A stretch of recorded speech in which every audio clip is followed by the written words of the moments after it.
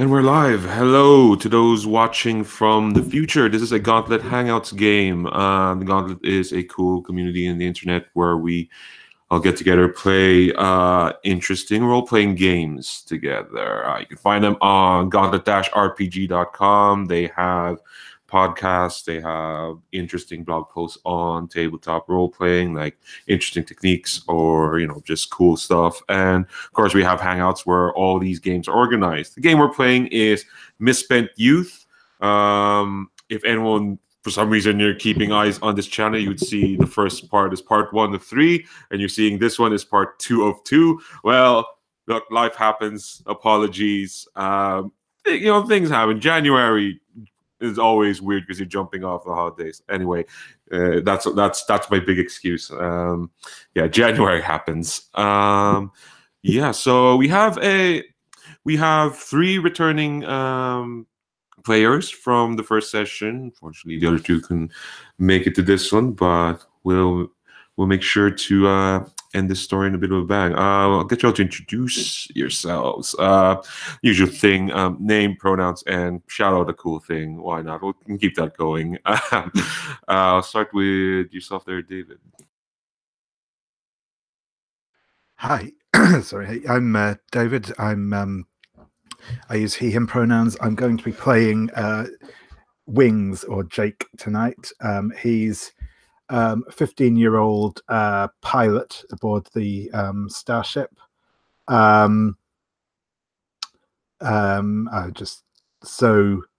He's cool, optimistic, and pretty. He's a real good pilot, and he wants to be loved by everyone. Oh, poor Wings.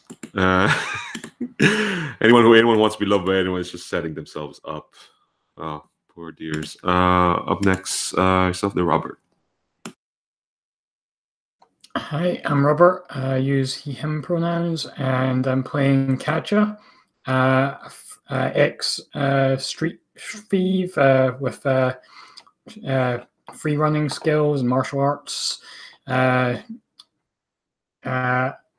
Cool thing to shout out. There's a site called habitica.com if you like gamifying things to help improve your productivity. I use it a lot to just get through my to-do list for every day and just keep myself motivated in my day-to-day tasks. So I recommend it. It's free to play. There is, of course, microtransactions, but what it doesn't have that any these days.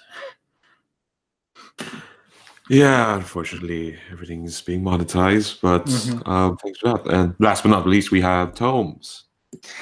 Hello, my name is Tomer, or Tomes. I will be playing, I use he, him pronouns, and I'll be playing Darcy, also known as Daring. He is the twin brother of Katja, and a little bit more of the engineer, kind of fix-it hacker person, a little bit angry due to their orphanaging and the death of their parents at what he believes is the hands of our big bad, Caleb. So yeah, that's who I'll be playing. And something interesting, I guess nothing too big. I started a podcast with some friends called Small Game Hunter. So and it's under the Happy Jacks RPG like family of podcasts. So we record once a month right now. It's not quite out there in podcast land, but you can find the videos on YouTube. And so far we've covered Companion's Tale and 10 Candles. But I'd like to put Misspent Youth up there one of these days. So that's me. Ooh, that'd be cool. Thank you. Anything shout out here? Links down on the YouTube description. But yeah, let's get on to what we're actually playing, which is Misspent Youth, a game written by Robert Ball. It is about teenagers standing up to dystopian authorities. Specifically, we are using the frame Last Days in Heaven, written by Gregor Vuga, writer of Sagas of the Icelanders. It is a campaign frame, part of the Misspent Youth supplement Sell Out With Me, Again, links down on the YouTube description. Basically, the premise is we are in a derelict refugee ship off to the stars, having escaped our planet that's been torn apart by war and devastation. So us, mostly kind of kids and younger adults, have banded together to take this ship, which I have a name, but if anyone has another name, feel free to throw it out. But since we've left, the ship has been subverted by a friend of yours named Caleb, who is the authority in this game. And just a quick recap of what's happened in the previous session. Basically, Caleb wants to command the ship back as a general and lead it back into the Civil War. He's one of your friends, but he's galvanizing younger kids with tales of war and heroism. He is twisting the ship's history, embellishing it with invented tales of armed rebellions, sacrifice, all the glory stuff. Why stay here and be safe when you can make something of yourself, as a warrior. So the ship has an internal story about what it's for. Well, it used to have one story, but now it has another. And with that change history, change story comes, change purpose. And that purpose is Caleb's, and wants to see that enacted. And it's up to the three of you to stand up to him. Previously, we ran through two scenes. The first scene was one of our other players, Gurn's character, Grandma, the kind of the teaching circle, and that was kind of raided on by one of Caleb's wannabe tough guys, Caleb. No, not Caleb. Finch. His name is Finch. He wears a top hat. He was kind of silly, and he was there basically to try and raid the place for banned stuff like books and anything that could say otherwise to Caleb's history, to what Caleb's story.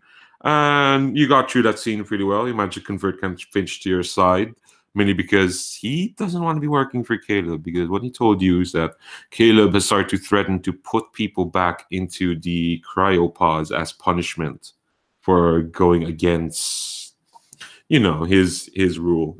And that's a punishment given him that's being threatened to Finch unless he gives a book up.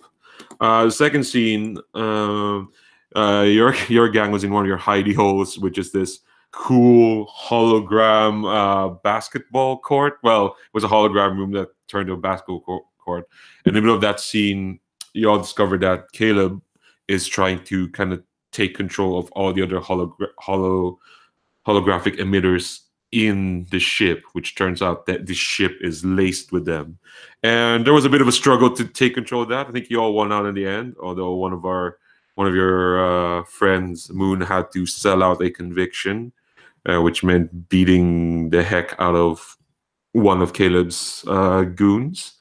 Her name is Sunflower, and she seemed cool. She talked to Wings. She seemed all right, but now she's not been knocked out and failed her mission, as y'all have taken control of the hologram emitters. So things are doing well so far, I guess. 2 scenes, 2 successes, but now you have less people, and we'll figure out what happened to Grandma and Moon as we play, I guess. I think we'll just start with the 3 of you. Okay, so I guess we'll do a refresher of how Misspent Youth works. Each scene, anyone can choose to frame them, and there's 2 ways to frame them. One is to frame them around a question you asked or any question that's asked of a player character, or around an authority figure.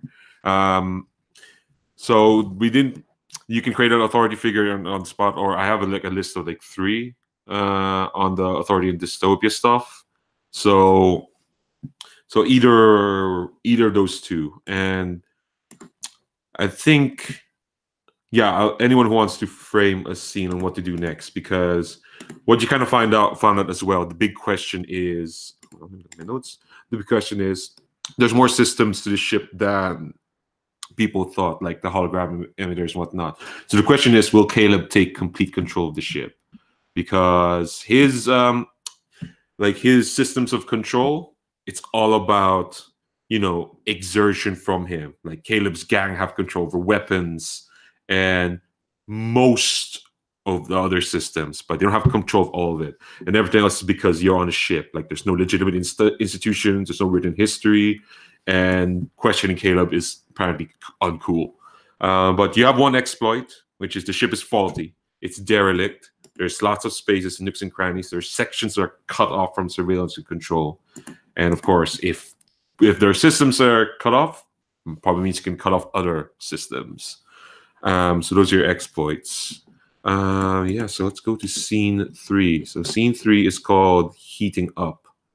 This is about basically you're working towards answering the question. Will Caleb take control of the entire ship? And it's kind of like the aim of this scene. And again, I'll let any of you frame what you all are doing.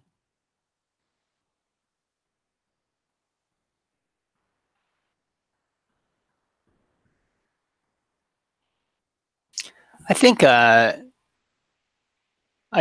Daring is just in his little section of kind of like our hideout. What was our well, so after the last session, they kind of rated our spot, right? Like, do we think there's any changes based on that? What do you guys think? Your spot being the hologram fun place. Yeah. I wonder if we've maybe retreated a bit further into the sort of the innards of the ship. Yeah, I like it. So maybe what we see is like this is a new scene, right? Like I don't think we've seen this like as an audience. We haven't seen this location, right?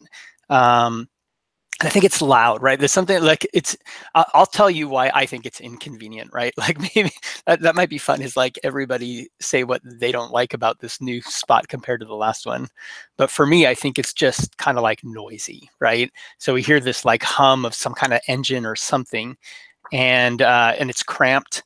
And I think we see me dragging a box of more kind of like spare parts and equipment, and obviously like I'm bringing it from somewhere, maybe like our last place or wherever I've hidden other things on the ship, and I'm kind of we can see me make it like bringing it into my little nest corner of this new section, and there's just like all sorts of weird equipment and half broken stuff.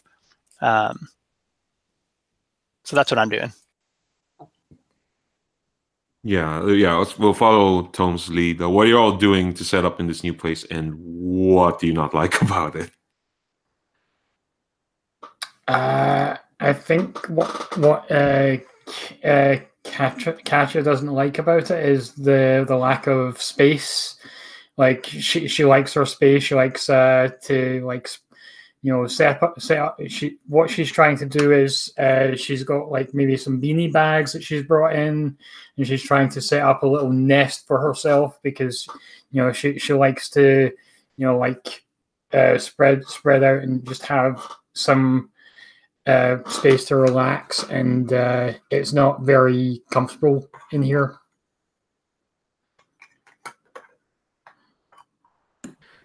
Yeah, and I think Wings is fiddling with like a communicator intercom type thing, and it's just like constant glitching and static on it. And there's a kind of, as well as the sort of sound of the hum, that this is obviously like near some sort of power relay or something, and there's just that kind of static electricity in the air all the time.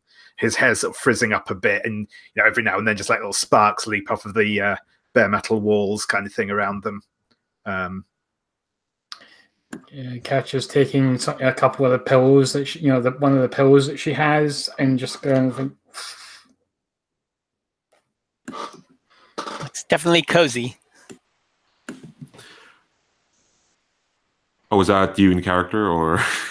Yeah, and I think you can hear that Daring's like totally, like very sarcastic about it, right?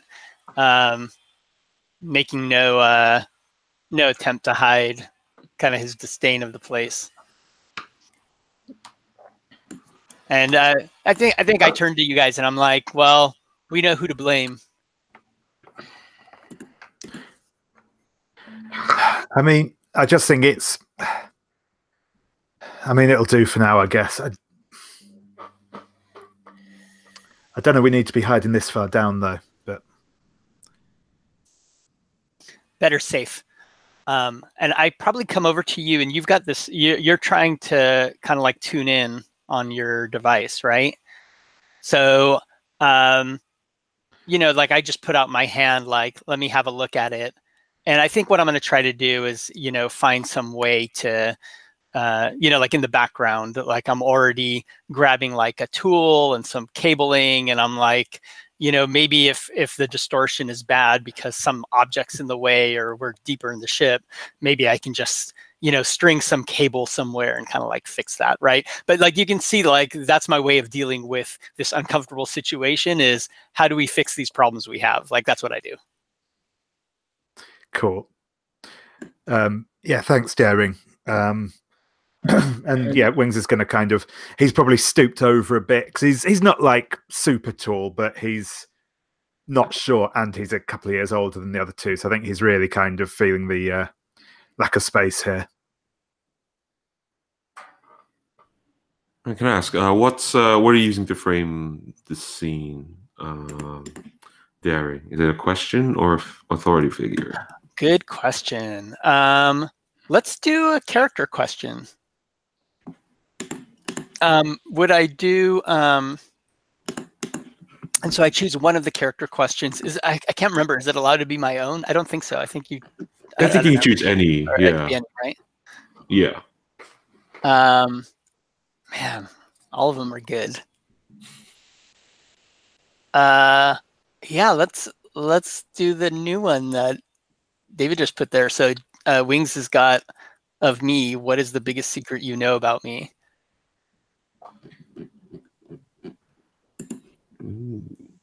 All right. So how does that come about in the scene itself, as you all are like setting up, trying to get together, get this place done? I think for why Grandma's not here, I think she's just not willing to get deeper into the place because she has people to teach. She has people to look, kids to look after, and she doesn't want to be in a place that's as inaccessible for now, anyway.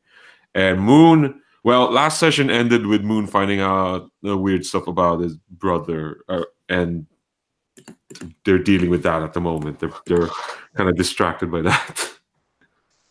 What did Moon find out?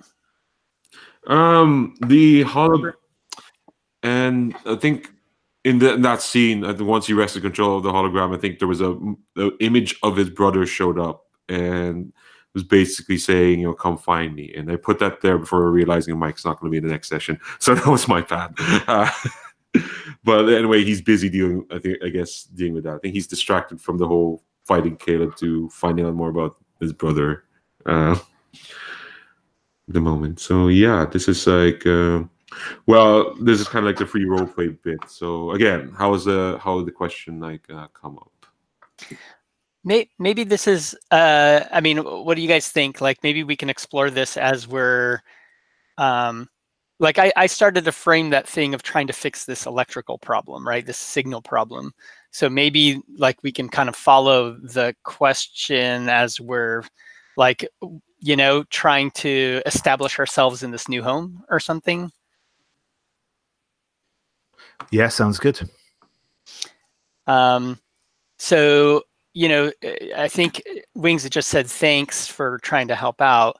And maybe I turn to you and I'm like, don't thank me yet. You've got a part to play in getting this to work. And like I'm already throwing like one or two objects at you, like a whole, reel of like this wiring and stuff, and maybe a couple of tools. Sure. What do you want me to do? Well, first off, I want you to get Kat and have her carry that. And I point back and there's like this, it's like a backpack that I have that's full of just like heavy tools and things that, and I already just start walking off. Like I'm not even waiting for a response. I'm just expecting you guys to follow me with this junk, right? Yeah, cool. I'll sort of sling the big coil of wire up over my shoulder and follow along. Katja will sighingly pick up the backpack and come along. And I think even me saying that like out loud, like, oh, give that to Kat. Like, obviously I could have told that to you. Like, you're right there, right? But it's like, and I think I'm just walking down, like maybe we get this image of like the three of us walking in single file down these really cramped tunnels. And, sometimes we can stand upright, but then, like we can just see like how deep in the ship this is. Like sometimes we've got to like be on hands and knees and it's really tight and like all these little like service tunnels, right? Yeah, I was gonna ask actually. While you all are going through these tunnels, what are the kind of rooms? What's the section? What's kind of the rooms you find that look like they were used when the ship was working? Like, what's the sort of kind of like sections you find that can't be used now because for whatever reason? But like, what's the kind of stuff you see as you get deeper into this ship? Which, actually, I'm going to name that ship right now, if that's okay, unless anyone else has a name. This ship is called the Sleeping Siren. They didn't expect it to be appropriate, but this is fiction, so everything feels appropriate. But yeah, what do you find? So I think there's a what was like a hydroponics farm, but it's like gone completely overgrown, and it's overgrown because obviously the sort of the actual proper lighting for it is either gone or at least intermittent. So there's some odd plants in there and lichens and fungus and stuff, but it just looks like a kind of almost just like we sort of see it from it's set up kind of like a greenhouse, and it just looks like a sort of a cube of like vegetable matter inside this sort of glass box. I think there's a secondary computer bank, which is, there's no power to it, and the data has been corrupted, so it's not really used. And the mechanics have been smashed up by that damage from whatever happened to the ship before. Nice. And then I think one of the other rooms we'll pass, and maybe we haven't just yet, but it'll be I think we call it the tomb, and I think it's got it looks like maybe it was at some point like some medical med bay or something like that, but it's been like completely looted except for in one corner there's a bed, and there's a covering, and I think maybe one of us has peeked at it and it was like an old dead body or something, but it's like desiccated, and it's at this point it's just old. It doesn't even smell anymore, right? It's just like from who knows how long ago. Ew. It was right. And I think maybe we'll hit that computer bank room. I think I would find that fascinating, right? Like, yeah, it's dead, but maybe we can kind of do something with it. So I'm already like directing you guys to like that, all those cables that you're carrying, like maybe this is going to be like part of that junction on how we're going to get the signal in. At least that's what I'm saying. I probably have other ideas of what I'm doing as well, but at least partly it has to do with getting the signal over here. Yeah, and you got control of, or at least you wrested control of the hologram emitters for now. Caleb, like, are you kind of like trying to like, if I guess you're just trying to resuscitate this computer bank for now before you do anything with that. Okay. I think that's, yeah, that it feels like that would be a, like, because of how deep we are in the ship, like maybe this would be a way to be able to take advantage of that technology. All right, interesting. All right, so we'll let the scene kind of play a little bit more, because I think Well, I have an idea of when the struggle will be, but not there yet. Like David said in chat, it's all gone stand by me at the moment. We've yet to meet Kiefer Sutherland. You're all just kind of hanging out. Maybe you're singing to Lollipop. I don't know. And I'm curious how the question's going to come up while you're all just talking to each other. Yeah, and so I think, you know, at first the scene is very much like this equipment stuff and me giving a couple of like orders, you know, on what to do. And it looks like I'm bossing you guys around in a way. Like, I guess this is my knowledge and wheelhouse. But I think I reach into a pocket and we're expecting me to pull out another tool, and I pull out like 2 little candies, and I kind of like flick one over to to Wings and one over to Katya. So while we're working, at least we're enjoying something, right? They're probably like these big balls of sugar, like almost like jawbreakers, like you suck on them for like, half an hour or something like that, right? Cool.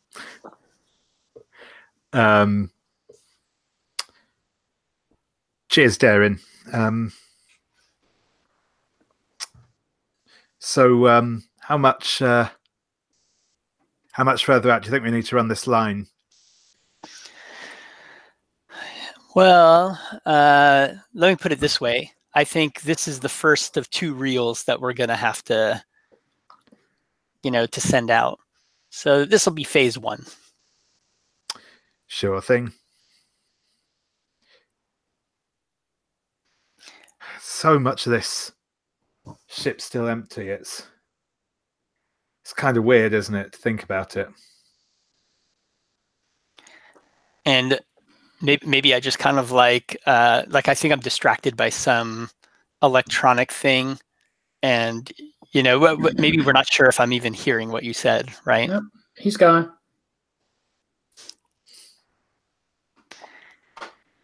Off to Tech Nirvana again. Well, at least it keeps him busy, and Wings is going to pop the gobstopper in his mouth. And I probably, without turning, I'm like, I do hear you guys. I know.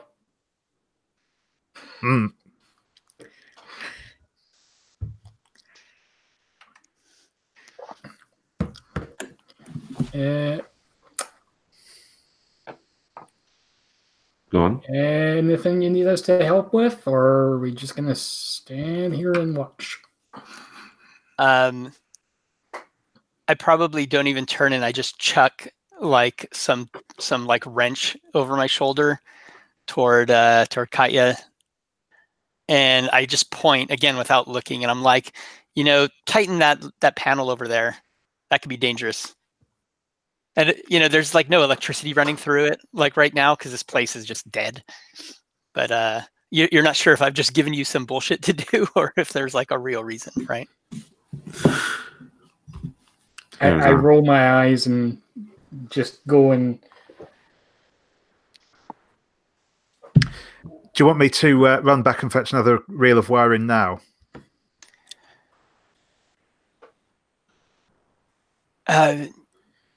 Yeah, you do that.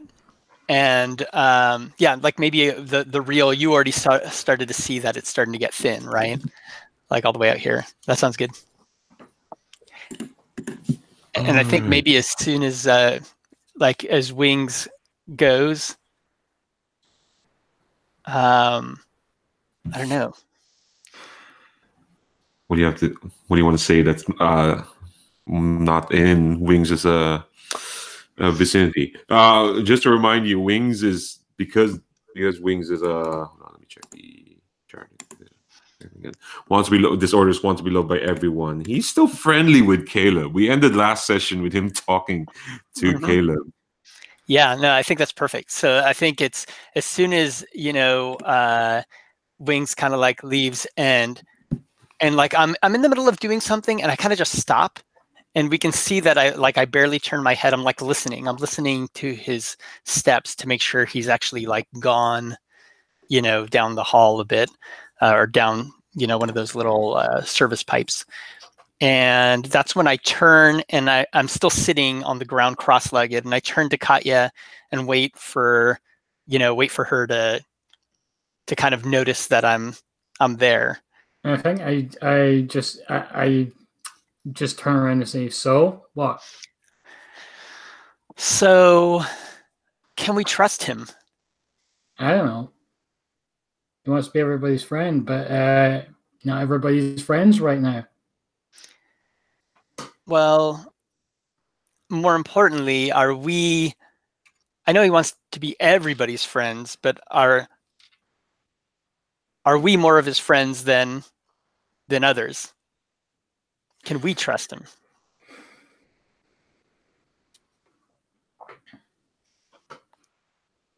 You got any specific reason for thinking that we can't trust him? As besides him being like annoyingly friendly.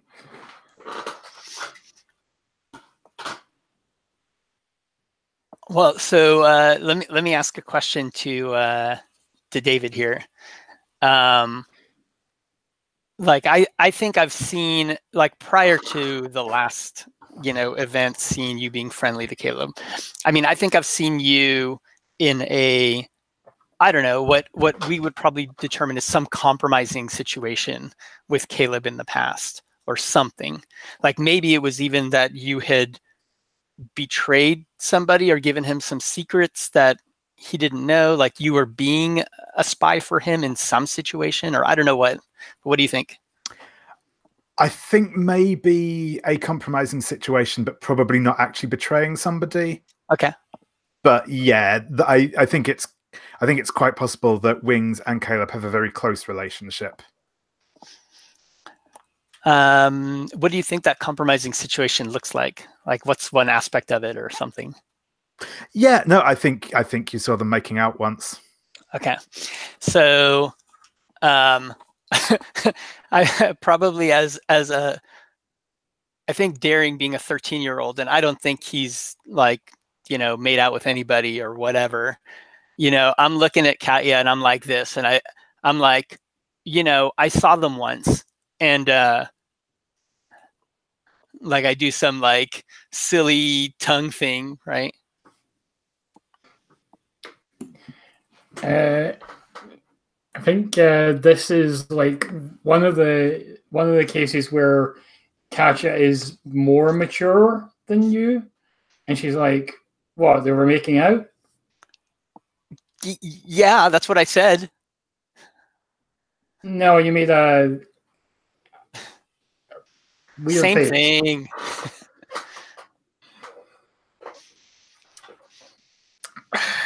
Yeah, I don't know. You asked him about it? Well, I mean, I don't know, if he's not to be trusted, then asking about it doesn't seem like the smart idea. Like, what do you think? What should we do? I guess we just keep an eye on him. Or maybe you can ask him about it, since you're such an expert. But you asking about it would be way more funny. And I probably do that thing again, and just turn around and keep working on stuff. Meanwhile, I want to see, like, yeah, let's cut to Wings for a bit. What are you doing as you're trying to grab more wiring, I guess? Yes, I think he wanders back for a bit. I think he maybe checks out a couple of the sort of little side rooms on the way back, and he finds like a little storage compartment thing where there's some more, or maybe not a storage compartment, but maybe just like a little sort of engineering bay thing. You're gonna start to hear clattering in the distance, like heavy footsteps. Well, not heavy, more like just because that's the thing. Even it's loud, there's so little things happening in this section that you can hear when people are coming. They're coming. This is not a struggle yet. Just say right now, Sure you just hear someone coming your way. Cool. Up the tunnels we've been using, or from sort of further into the ship? From the tunnels you're using it, from the direction of where people are. So Okay. Yeah. They're heading towards like you, and they're heading deeper to the ship. They're not coming from the other side. Sure thing. They're getting closer to where your room is, where you are. Yeah, I think I'm just going to grab the wire, the coil of wire I needed, and head out into the tunnel. And Go on. yeah, no, you said. Okay, I think when you go out, you see there's a flashlight, kind of to the direction of where the people are in the ship, and you hear a voice going, "Who's there?" It's Wings. Who's that? Wings? What the hell are you doing here? They get closer, and it's. I say no. I think everyone kind of knows everyone in this ship, because I think we established there's no triple digits in the ship, so everyone kind of knows everyone, and we see this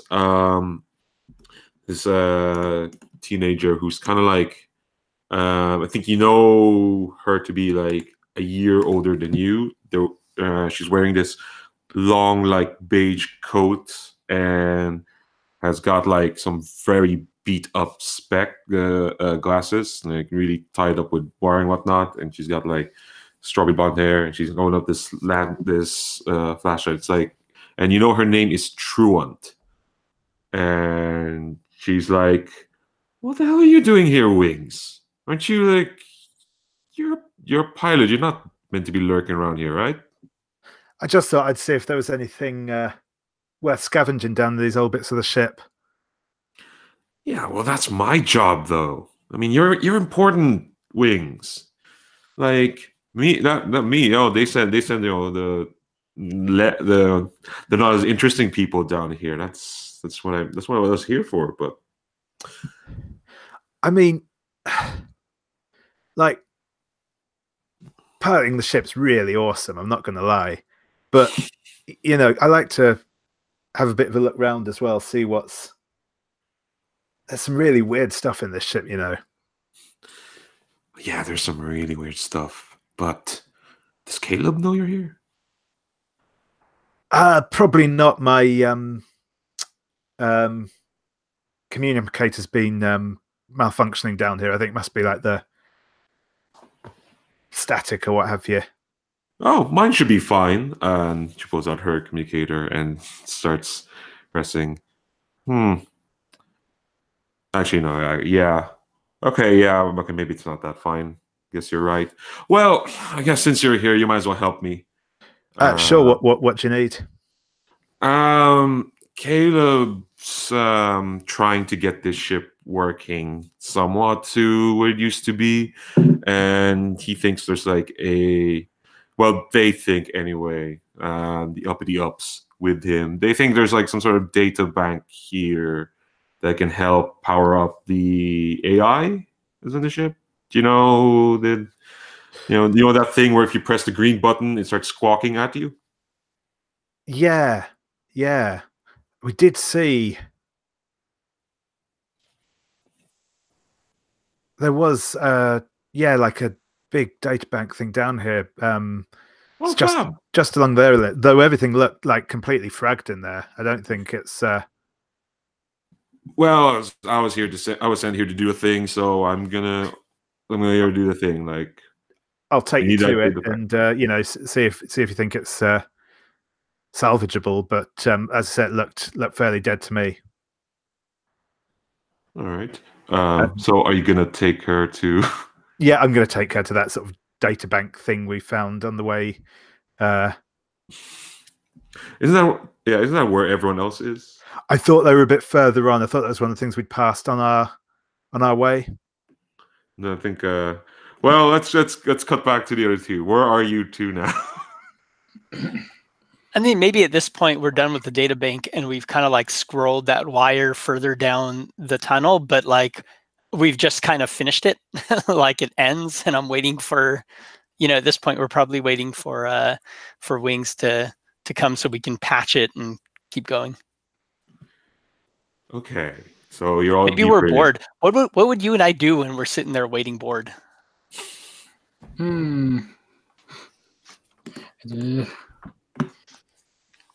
Like, do we play any sort of games or something? I'm trying to think what kind of games you could play. Some sort of Rochambeau or something. Yeah, maybe like a full body version, right? Like something, and it requires some amount of agility. Like Daring's very much like an engineering geek, but he also, is somewhat athletic.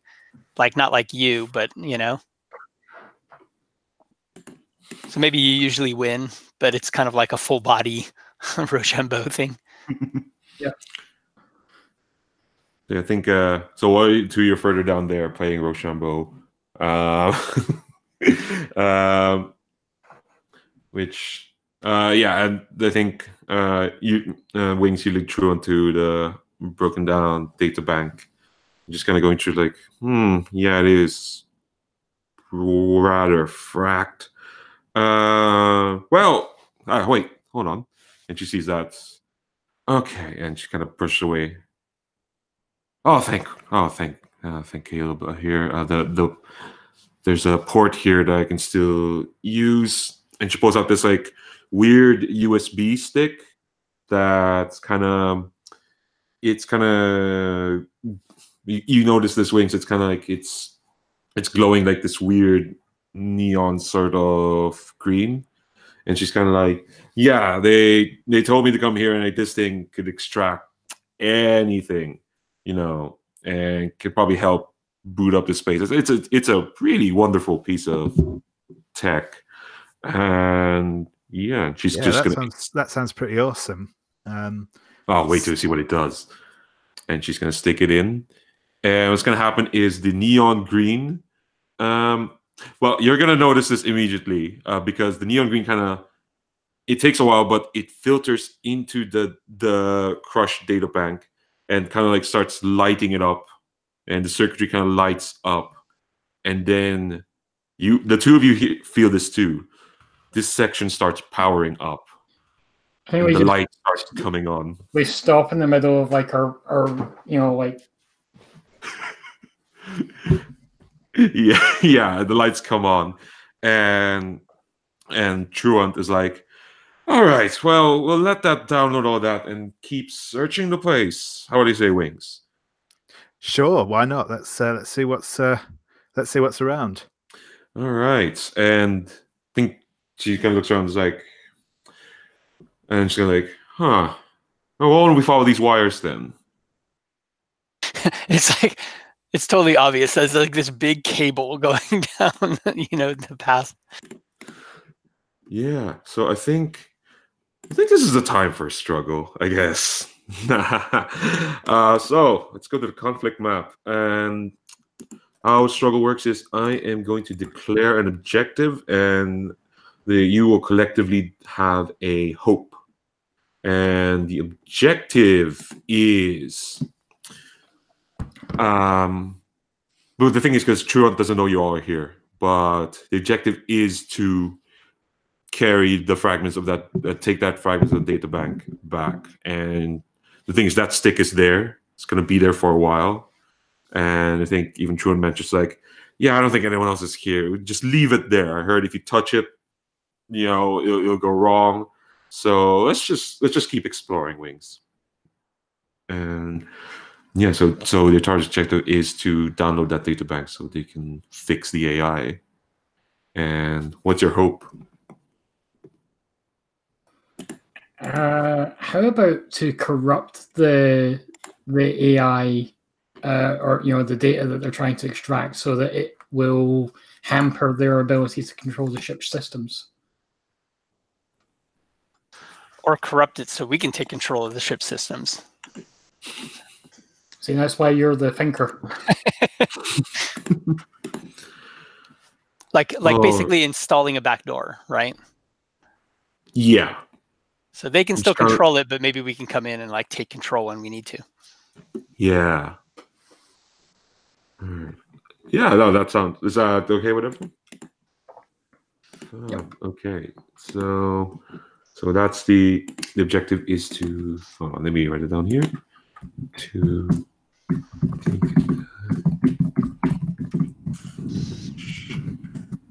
bank.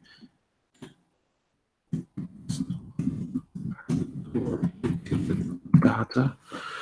Okay, so the way this works is that before any of you get to do anything, you will roll dice, and whoever goes first, it's simple. I'm just gonna ask the question.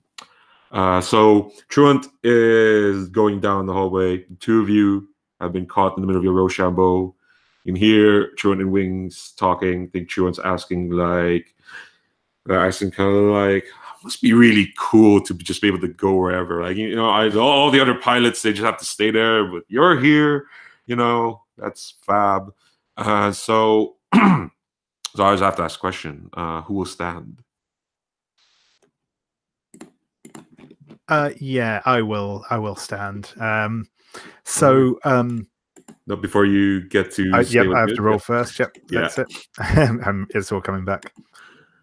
Yeah, that's the weird thing with this. Yeah, you roll before you do anything. But you do get to stand up and say, "I will stand."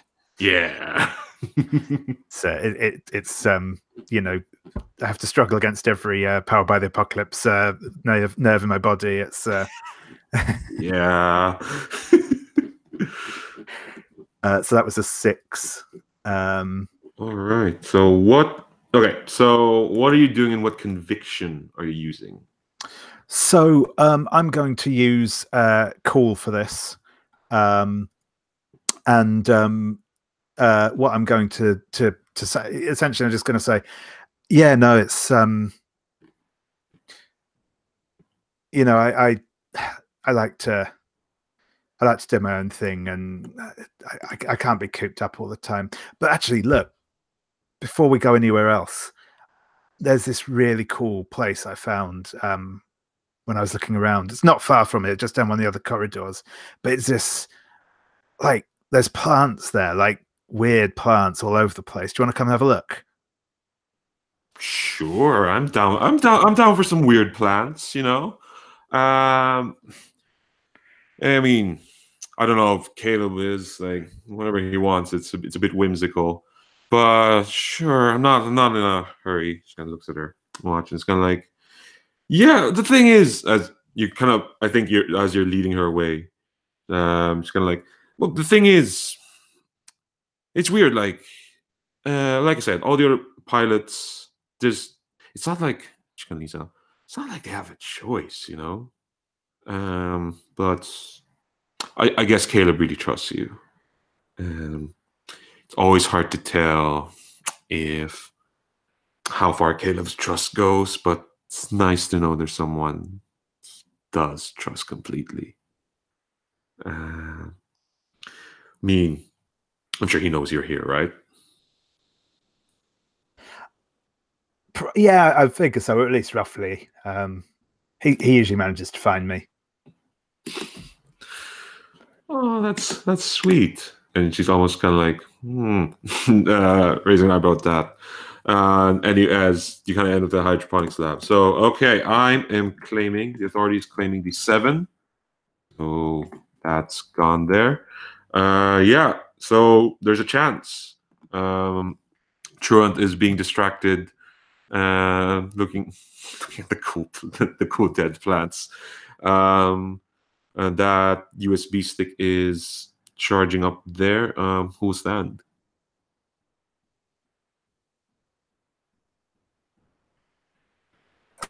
I think I'll stand up. Yeah, I was gonna ask, were you saluting there? Or No, I was putting my hand up, but then I realized that wasn't going to work. okay. Okay, so yeah, roll Okay, 2d6. I'm gonna re-roll these 2 4s. So it's 9. All right, cool. What conviction are you using? What are you doing, and what conviction are you using? Okay. Convictions. I'm gonna use my explore. I explore and dig out the ship secrets. So because I know the ship so well, the passages, I find an alternate route to somewhere up ahead of where they are, and I'm going to be ready to create a distraction to buy more time for daring to do something with to check that they haven't messed up his tech or what, because we don't know. I don't think we do know about the USB stick yet. So. All right, cool. I think yeah. So you place yourself kind of near the hydroponics lab as Chuan's kind of like, "Yep, those sure are plants, all right." And she's inspecting the equipment. And it's like, but some of this can still be usable, actually. Thing is, I don't know if there's information to be extracted here. We might have to bring all this together. Well, you're an extra pair of arms there, Wings. You don't mind lugging some of this hydroponics equipment back to the data bank, right? Sure, that sounds good. All right. And while she's piling on some terribly heavy metal stuff on you, Wings, I'm going to claim a number. And which one? And I think with your first claim, you could have had 7 and one other thing, right? Like, I think you always get 7, and then whatever the scene is gives you some other number to get. Yeah, I was not entirely sure about that, so I'll just keep it here for now. I think basically, and this is for us here, but what I remember is because if a player had rolled 7, you wouldn't get to claim it, right? You would only claim whatever the number is for the scene, like 3 or 4 or 2 or whatever. But if nobody rolls 7, you get the 7 and the next number. It gives you a huge advantage. Yeah, I'll check that later, and might do that other scenes. But for now, I'll claim the. Look at my list again. Yeah, that might be true. Yeah, I'll check that anyway. But for now, I'm claiming the 4. All right. So who will stand? While I'll stand. I think there's this little scene of me, running up, as that conversation was happening in the hydroponics, running down that passage and then looking in, and seeing. Maybe we kind of locked eyes, like me and Wings, and maybe Wings did something get out of the way, or hide yourself or something, right? And I kind of run by, and I think I go to the databanks room. You need to roll. Oh yeah, and I need to roll. I do. Yeah. So I'm going to try to get to the databanks room. Let's see what happens. Where is? Of course, it's so hard to fight against that. Yeah, it's tricky. It is against all everything else we played, story game wise. All right, 2 clear dice. Let's roll them. See what happens. Ooh, I get a 3. That wasn't taken yet. All right. So 3, and then I'm going to use. I think I'm going to use my MO, which is the engineering stuff. So I think my goal is sneak past these guys and get to the engineering room and see what's my curiosity is, why is the power on and what's going on here, right? Something's happened, right? and I think it's to run to the engineering room and like, try to see if I can jump in and figure that shit out. Did she leave the USB thing in there? Yes, that's Right. it. The USB stick is still stuck onto the data bank. It's kind of extracting the slivers of information there. I think when you get there, you notice, yeah, it's a weird, rugged block of a USB stick. It's almost Right. like a power block, and it looks like something that, it's not civilian use. Right. I think it's definitely something you think that it feels like could be used in a war zone. Right. Um, So I'm definitely like, there's that scene of me running past, but it's really just about like getting there and looking at it and being like, ooh, what's this? all right, so you're not doing anything with it yet. I mean, I think that's kind of like my thing is just starting to examine it, right? Like we see me probably like poking and prodding around it and to try to see what it's doing. Okay. I think as you're doing that, Truant looks at their kind of device again, and they're like, all right, I think we're at that 70%, I think, is that the little doohickey. And she kind of shrugs like, sorry, I don't actually know. I just follow orders, I just get given these things. You know what?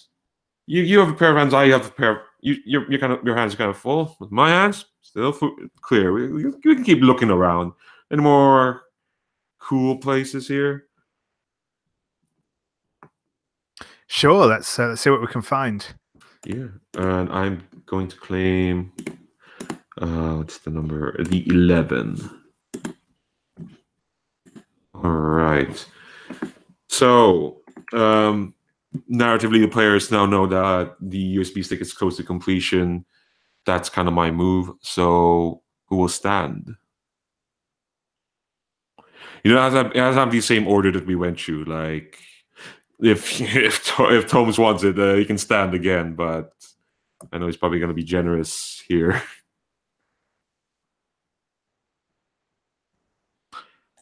I'll wait an appropriate amount of silent seconds before standing. Okay.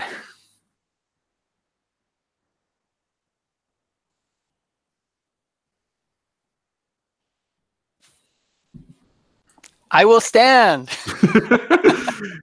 Was everyone else just waiting? Letting the seconds pass. Okay. All right, roll your dice. All right, let's roll some dice. All right. Oh, it comes out a 9. Oh, wait. You rolled a 9 again. Yeah, that's a hit. Yeah, that's a hit. You win. You win the struggle. Yeah. All right. And how does it work? So the struggle was under Katya's Explore Secrets. So that means that's like me winning, but I use something about Katya or her, thing to narratively do it, right? Yeah. I kind of like the idea that maybe it's almost.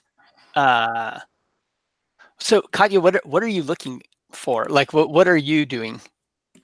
I was basically standing watch, basically, in case they started making their way back to you, and if they did, I would just try and make a distraction to draw them away again.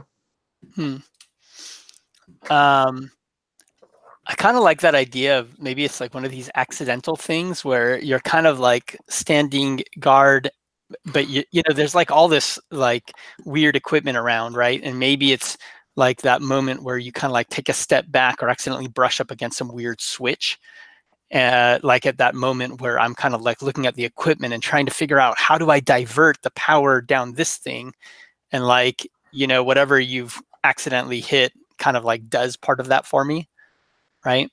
Like it opens the channel and then I'm like, oh, okay. And then I take advantage of that and it's like, and like maybe I power up part of, I think the whole idea here is that we kind of put together a backdoor. Now that we know that I know this bank of equipment is working, and then you've kind of enabled this kind of like side hatch. Like, I'm sitting there busily like trying to program this thing so we can access this later if we want to, right? Maybe from this computer bank. Okay. Nice. Totally meant to do that. Yeah, well, master thief here. Okay, so let's wrap up this scene. I think. So I think we'll skip past whatever Wings shows her. You show her the body, and she's like, "Ooh," and she's like, "Well, that's a weird thing to show a girl, but thanks, Wings." So I think when the two of you get back to the data bank, obviously Daring's not there, and yeah, Katya's probably not there. Yeah, maybe Tron just like, wonder where you take Caleb these days. And so you back to the data bank, and it's kind of like, all right, that should be all of that. She unplugs it out, and kind of like the power goes out again. It all flickers down. It's kind of like, with this doohickey and whatever we can fix the AI, we can bring life to the ship again. That means like it's a more stable ship. It's good sailing for you. Yeah, I'm looking forward to it. And I think I'm going to sort of glance down. I think the coil of wire that I brought down from the storeroom has been taken by the other two. So I kind of notice that that's gone, and sort of trust that they've done something. And say, well, shall we get this lot back up to the top then, and I'll see what they can make of it. Oh, hell yeah. Well, thanks anyway, Wings. Didn't expect you to be here, but made my job easier. Always count on you. And it's kind of like, my pleasure. It kind of gives you like a soft punch to the shoulder. Cool. Speaking of trust, I think, that's when you see Daring and Katya walking down, the passage with the new cables, and maybe we say something, or I turn to you and I'm like, yeah, maybe. I guess he's trustworthy for now. Could have narked on us at any time then. That seems like a good end to the scene with the answering the question. Yeah. And I think we passed the hour. We'll take a quick 5-minute break. That's okay. Everyone else, all right. Be back at 5 minutes.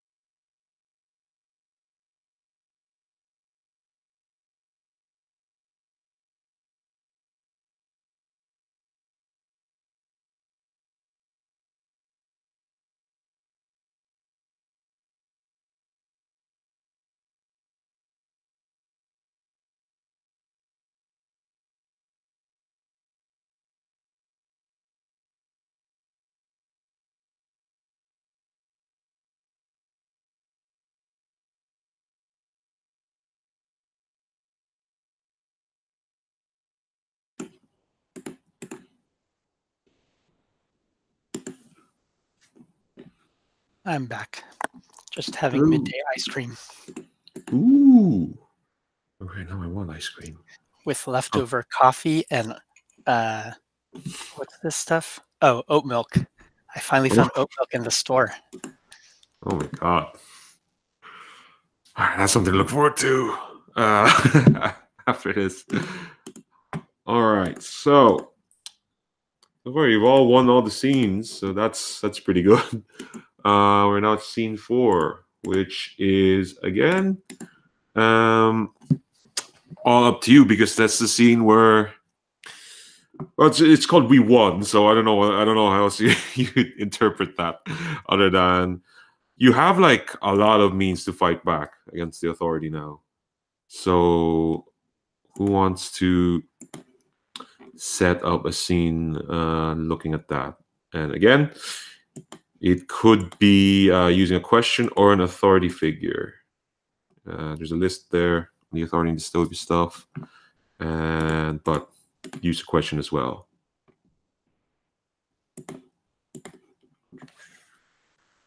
Technically, I could set up a scene, but I'm saving that for the next scene because that's the scene recommended for for the authority to frame.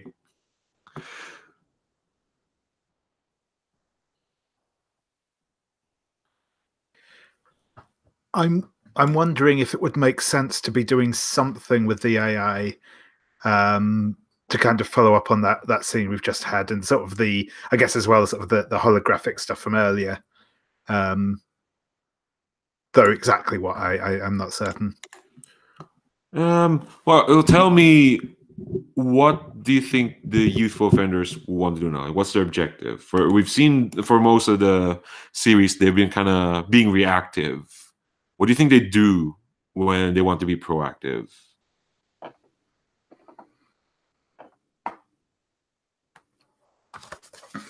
So, well, we just got that USB. Well, we just got the data from that USB stick, or so we do. Do we now do something with it, or have we already done something with it because we won that conflict? Yeah, you install. Well, your hope was to install a backdoor into that data. So what's going to happen is they're trying to bring back the AI of the ship, but you don't have a backdoor to control that AI whenever they do it. So they might not have done it yet, but they're going to do it probably soon. And maybe we don't know exactly what the AI is going to do for them, but like I think there's this general knowledge that they're going to do something big, right? And we want to be there to disrupt it and show everyone that they're not in control, right? Mm. Okay. Yeah. Or I was just thinking to like program the AI to be a pacifist. That'd be That'd be awesome. Yeah. So install Asimov protocols. Ooh.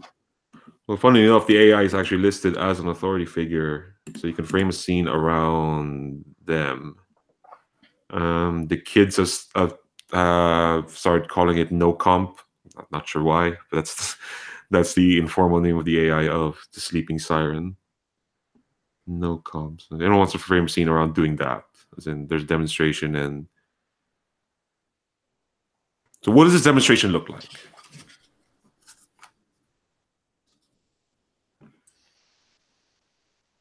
Do you think it's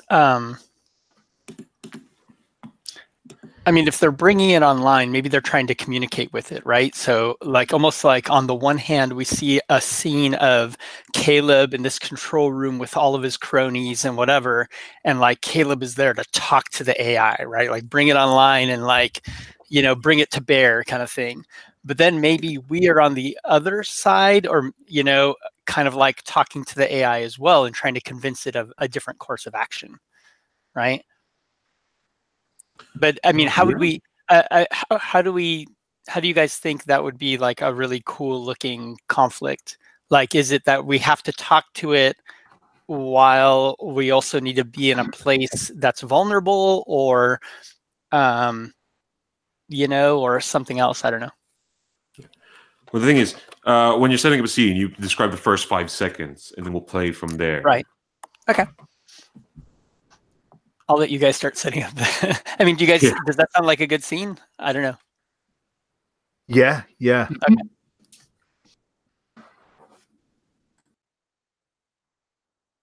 Okay. So how about this then? Like, I think we see the first couple seconds is like, yeah, this control room with Caleb there and some people, and Caleb, like Caleb's facing the screen and gives a nod, and we see like somebody hit a button and like all this stuff is coming up, right? Like they're obviously like bringing this thing online and alive or whatever. But we also like there's a little zoom in, and we can see that some of us are hidden in this little like little tunnels like right under the room, right? So like we're there but kind of like not seen or something. Yeah. What's each person doing as they're kind of setting up? Actually, Wings, are you even there, or are you with Caleb? Yeah, I was going to say, I think I might be actually with like Caleb's crew, because I've not really been spending much time around them recently. So I probably need to be here there. I need to be here for that. All right. So what's Wings? Oh, sorry. What's Cat and Daring? How are they placed? So I think that if we're in the tunnels or wherever we are, if there's a entryway to that area, Cat is like in a low stance near the entrance, completely contrasted with her attitude up until this point. She's like really focused and ready to pounce and make someone unhappy if they try to come through that door.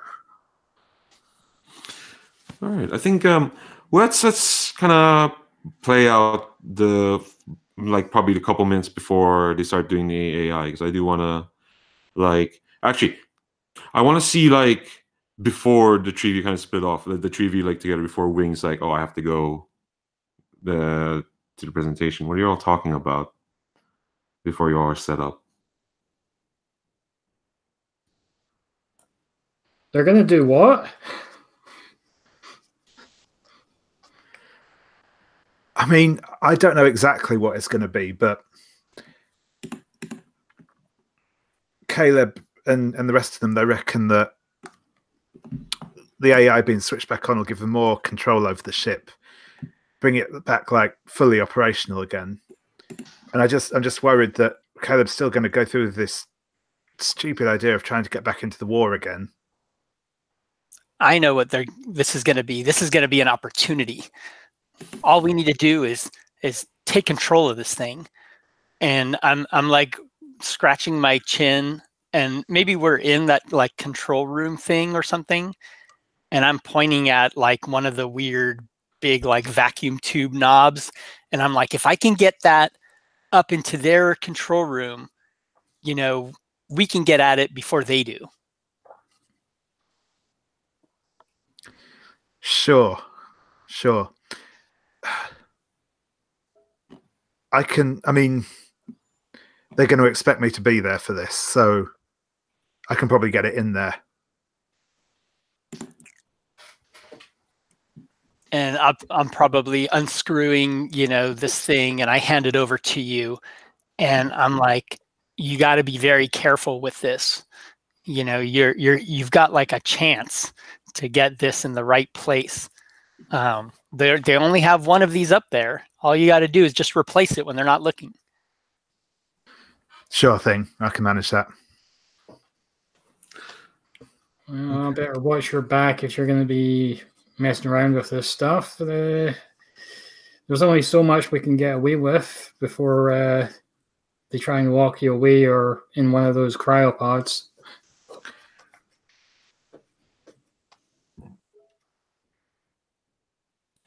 All right. So I think you split off and describe Wings and Kat, like describe me where you all are.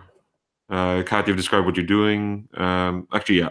Wait, Darian, where are you, and what does it look like?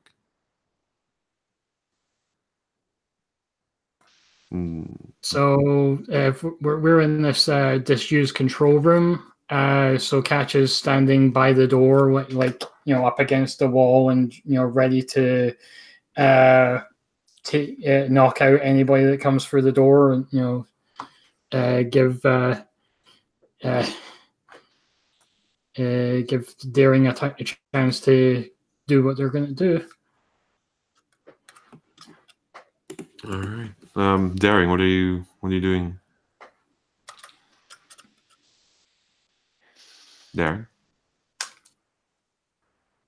I think there's like I'm sneaking under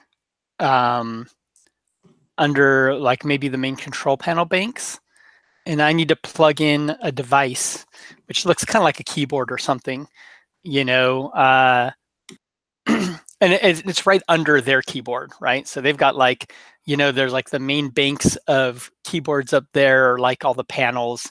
And, even though Caleb, I think, is standing there to be like the voice, right?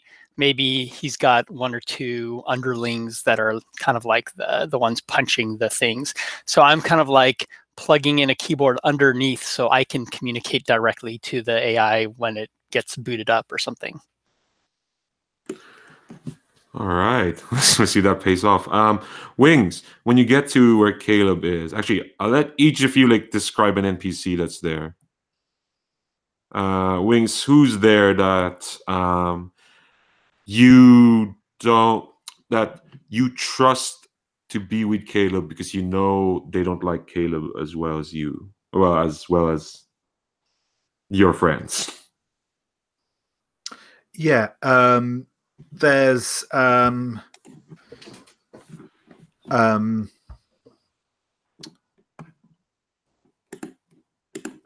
Pipes is one of the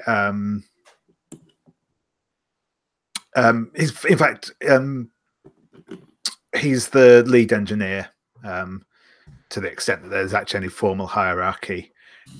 He's older, probably about Caleb's age, so probably about sort of 18 or so, I guess. And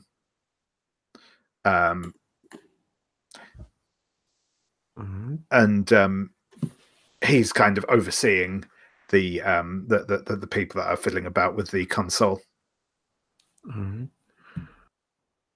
Why did I mute myself? Kat, who's there that you knew from your street gang past that is clearly there because they hitched themselves on the biggest bully in the yard? There's a boy from the old street gang days. I think probably a member of Caleb's old gang.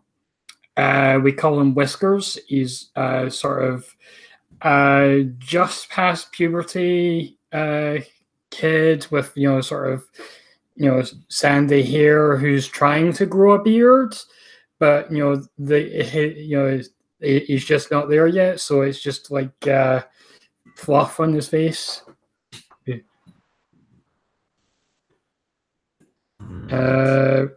But he's almost as quick as me. Almost. All right. Finally, Daring, who's there that is smarter than you, but you just can't admit it? I think we call her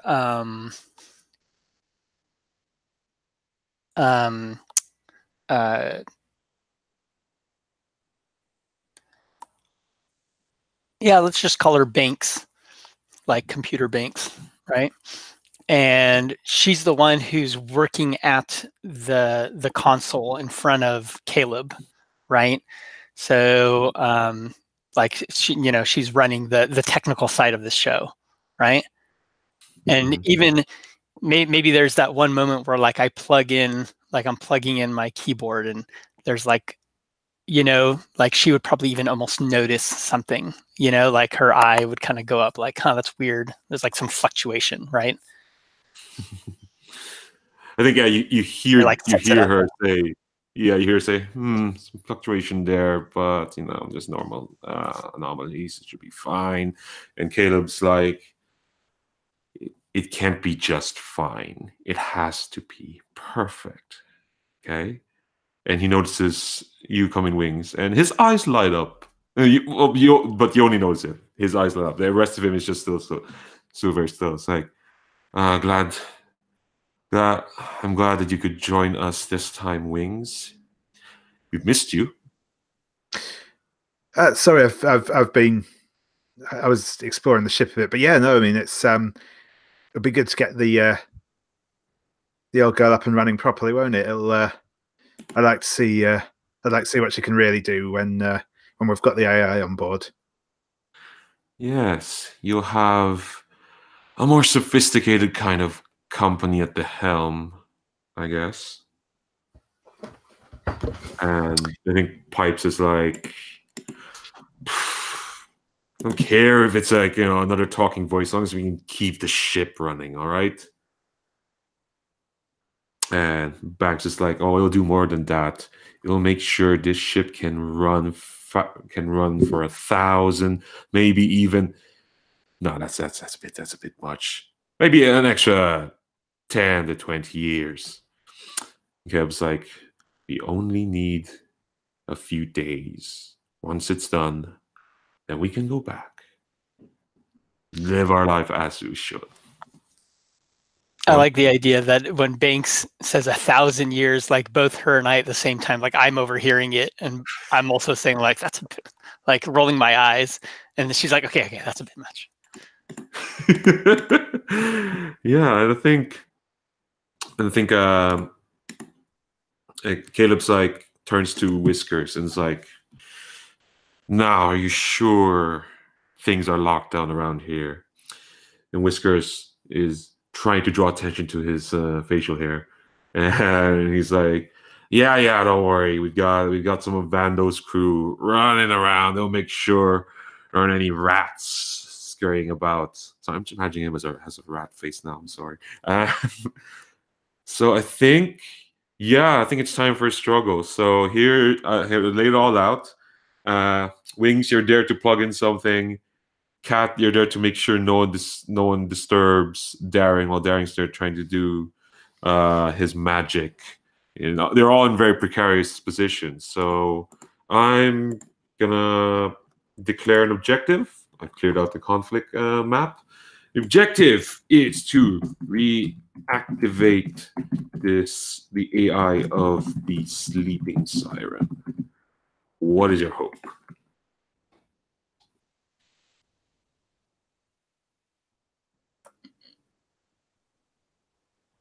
I think we said we wanted to make the AI a pacifist, right? Yeah, I think that just sounds perfect. All right. Okay, so yeah, I think. I'm actually. I should have rechecked that in the break, but I'll do that now. I did check what you said, Toms, and yeah, you're right. I do. The authority does take the 7 and then claims a number. So only unless we roll the 7. Yeah, exactly. You got to roll that 7. If you roll a 7, it gives you like such a boost in stats. Yeah, because statistically, yeah. So I've done it all. So yeah, I've said all this. So who's going to stand up?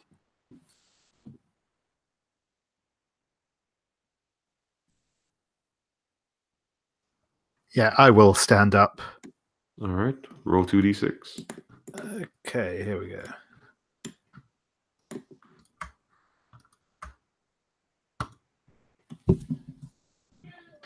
That's an 11, so not quite as useful as the 7 there. We're it's a start. Yeah, it's a start. So yes, what conviction? What are you doing, and what conviction are you using? I think I'm actually going to go back to. Would this be more cool? No, yeah, I think it's going to be cool because I think what I'm going to do is I'm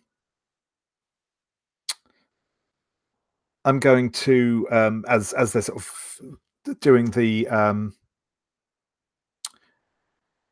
last prep on the console. I'm going to say, so Caleb,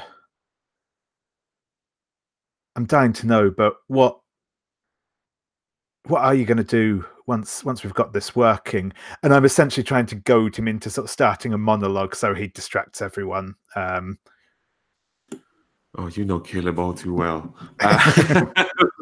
So yeah, I think he kind of like straightens up when you say that. It's like, well, Wings, we'll do what we should have done and join our fellow people in the fight for our home. We shouldn't have left, Wings. I keep telling people this. Why go out into the stars to some unknown future when we had a place there? We had people we knew. We had lives there. And yes, times are tough there. People dying on the streets, war everywhere, but it's still our home. It's still our land. And there's no point in running away. That's not a life that's worth living, Wings, Who's going to sing about the cowardly kids who stole a ship and ran because it got too warm where they lived? That's not the story I want for all of us. And I think the ship agrees. Well, the people of the ship. They agree that it's better to live than to just survive. That's what we're going to do, Wings. We're going to live. We're going to go back and live our lives. Cool. And yeah, and I think while he's been speaking, Wings kind of moved over to one of the console bits at the side, and so he's sort of talking about the ship. He'll sort of be patting the sort of the top of the console, and just quite quickly and calmly, he just removes the one component and slides the other one in, slips the other one back into his pocket, and then comes back over and says, I do admire your passion, Caleb. I still think maybe we could make our own story, find our own lives for ourselves, but I'll follow you. I think Caleb smiles that and is like, well, that's always good to know, Wings. Then you see Pipes there. I think he's far back away from, because Whiskers is kind of next to Caleb, peering over his shoulder. Caleb's shorter than Whiskers, I'd say. I think he's about, I don't want to say he's the shortest. He's quite short, I'd say, Caleb. And obviously in front of you, the console, tip-tapping away is Banks. But you can see probably, while you're doing your shim shuffle, Pipes was rolling his eyes during that monologue. I think Whiskers like, well, glad to know you follow Caleb as always, Wings. But I don't know. I've been hearing reports from Vandal and whatnot that you've been wandering around places people don't usually wander, and you're trusted and all, but we had to tighten up security. We'll cut to where you are, Kat, and you can hear again footsteps, and you probably see people coming. It's like two people, like two silhouettes in the distance. And meanwhile, back at the computer thing, Banks is like, all right, I've lined up all the code, and I explain all this, but we'd be here for a couple years, and we don't want that, so I'll just it'll be good to go as soon as you say so. So all that's happening simultaneously. So who's going to stand up? Oh yeah, I've claimed the 7, and I am claiming. Which one? I need to make sure there's like 2 choices, and I need to make sure I'm picking the right one. Oh no, yeah, and the 2 numbers. Okay, yeah. You claim the 11. I'm claiming the 2. I will stand up. All right. Roll your 2d6.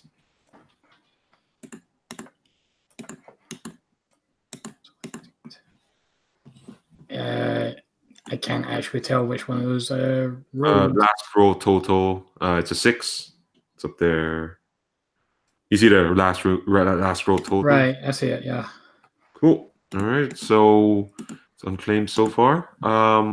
What are you doing, and what conviction are you using? I think I'm gonna use my. I'm gonna use the free runner with martial arts. So no, actually, I'll go with sneaky. Actually, for now, they're sort of moving through the area that that I'm in, just underneath me, and I've sort of done the clinging to the ceiling sort of thing. Ooh. Okay, so while you're clinging to the ceiling, yeah, you see 2 people walking by. It's Truant and a person that, I'll give him a random number. Let's call them. I'm not gonna. I should stop looking at my table and just start naming people after things on this table. Let's call them Crown. You know why? Because they're wearing a crown. It's a paper crown, but they're very proud of that crown. And people made fun of him for wearing this crown, but you know what? He's wearing it fine. And I think you hear kind of like Truant going, yeah, I know you love the crown, but come on. And Crown's like, you're not gonna start, are you? I've heard it from up to here where everyone about this fucking crown. Actually, no, we're PG-13. Oh, sorry, that's the one F word we can use. I just used it up there.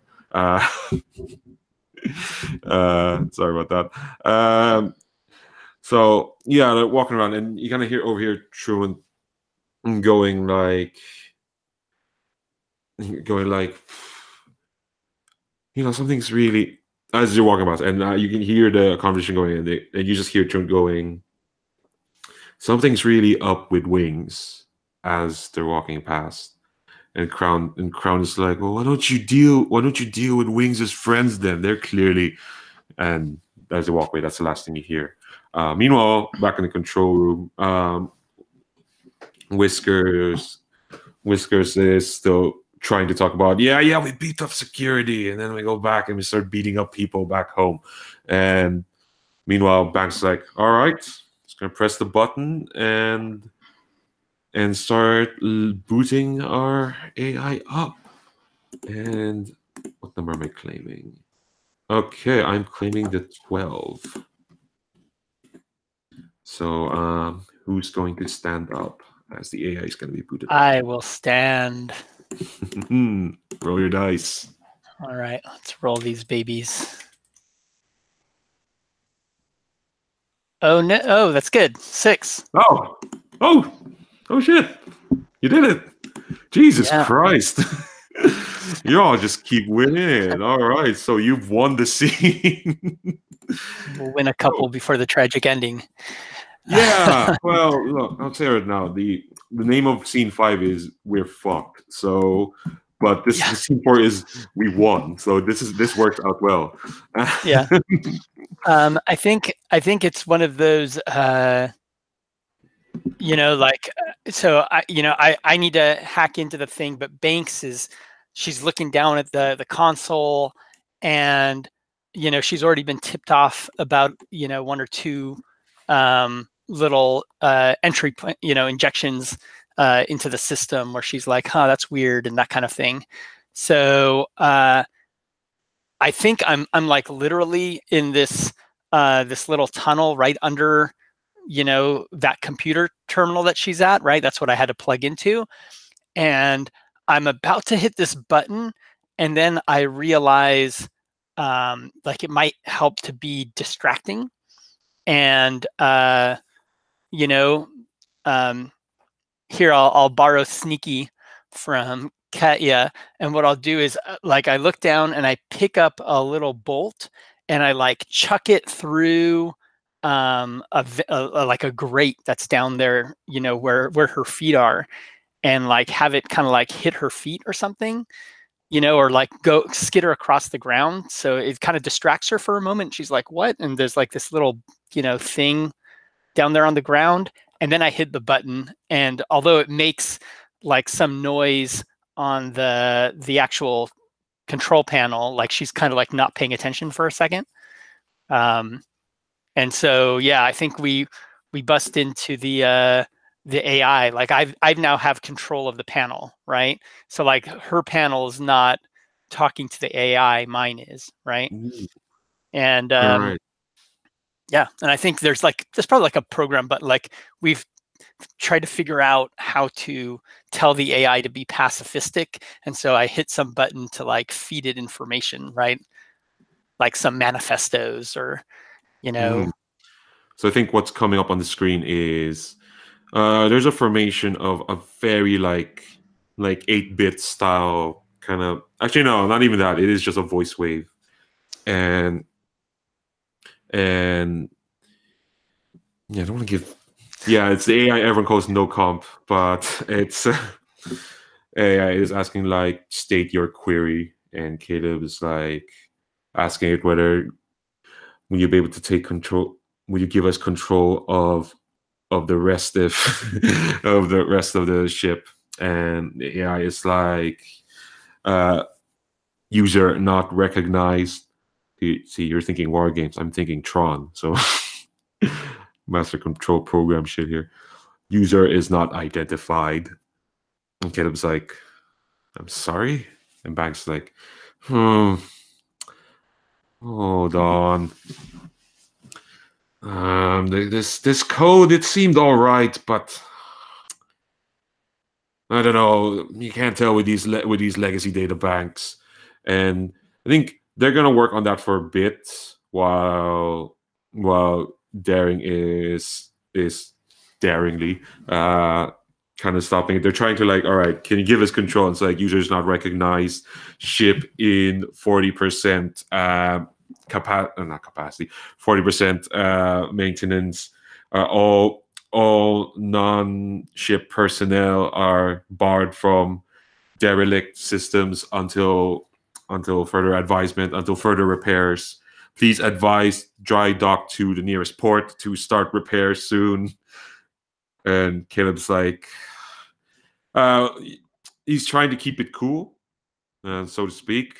But he has a cold stat of. I'm not trying this. You can tell Wings that he's kind of turning a bit red, partially out of embarrassment, mostly out of like frustration, because this is like the third time kind of that he's been, or second time has been publicly like being like shown up, and Pipes. You can see this, I think, Wings. Pipes is kind of like silently but sarcastically clapping right there. And Vandal's like, well, all these setbacks. What are you gonna do? It's a broken down ship.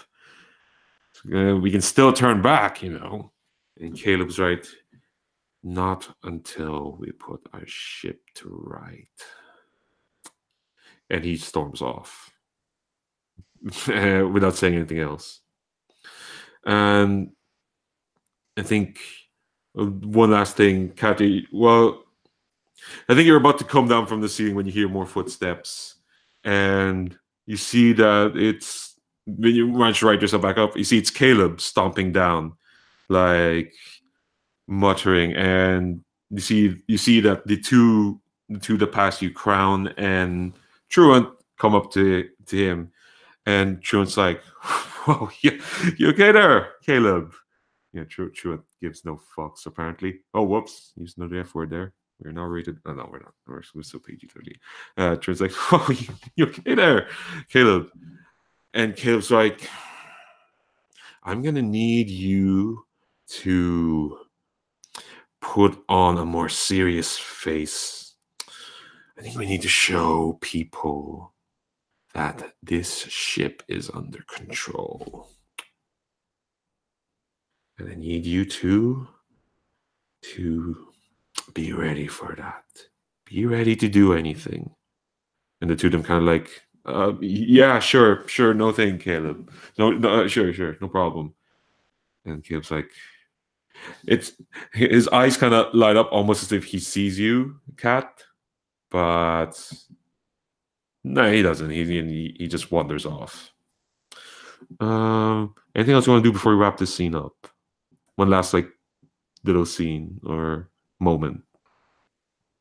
I think Kat just glares and sticks her tongue out at Caleb as he's walking away. All right. I think back at the control room, Daring, you hear Daring, you and Wings, you hear Banks just muttering like, "Can't trust these second generation, no good, to jabronis with their stupid thing." So yeah, she's a wrestling fan. Yeah, and all this ancient code, and Banks are like, well, look, the AI was the easiest way to turn on the ship. It's not like, and he kind of she turns to Puck. It's not like we can't turn on these other systems right there. Like, you were around their Wings, right? It shouldn't be hard to turn them on. I guess. I mean, it's not my area of expertise really, but well, job like this, we're gonna need a lot of people with expertise. Oh, what's this doing around? Well, there's Daring, but I don't know, maybe he could be bamboozled by all this. I doubt he can do better than I could here. Well, you must know people. Wings, anyone you think can help us out, sure to let us know. Yeah, we'll do. All right, Daring, what are you doing as Banks just turns back to the computer and just frustratedly doing, Hollywood hacking by clacking a lot on the keyboard? I mean, I like the idea of me having to leave some evidence behind. Like, maybe I'm about to unplug that keyboard or whatever. But maybe Banks does something where she like hits something which does like a lockdown. So like I know that if I pull it out, it'll set some kind of like alarm or something. And so like I quickly try to like hide it amongst all the stuff there, and then just take off down some little tube and get out of there. All right, I think we'll wrap up the scene there. Fourth straight win. None of y'all had to sell out anything. That's amazing. Dice are clearly in your favor. That's so weird. All right, scene 5. We're fucked.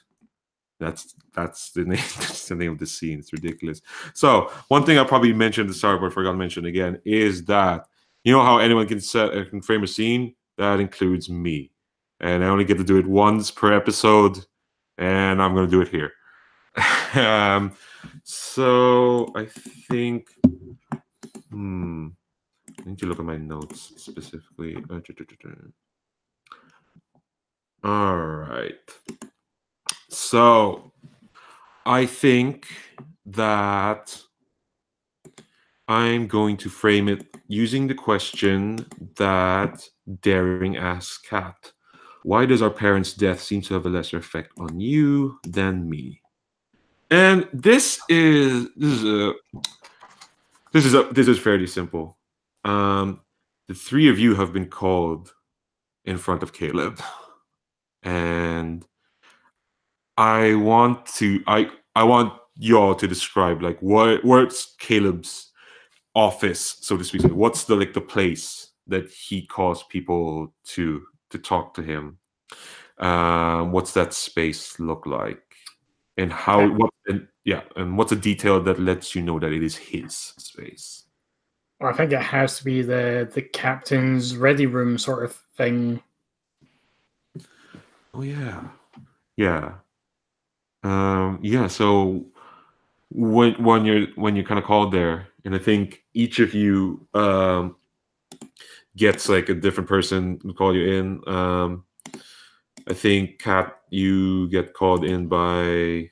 Let me list this stuff here. You got called in by.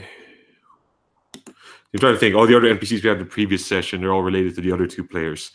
so that's a bit weird. I think I know Wings. You get called by Caleb himself. And it's like none of you all know that the three of you have kind of been called here at the same time. But Caleb's called Wings. Like, I'd like to have a private chat with you later on tonight, if you're available. I know you're busy piloting shit, but after all, Wings. Of course, I'll be there. No, I can always trust you. And I think Banks is the one who calls you in, and it's like you can tell she's twitchy. It's like, yeah, Daring. Caleb wants to talk to you later.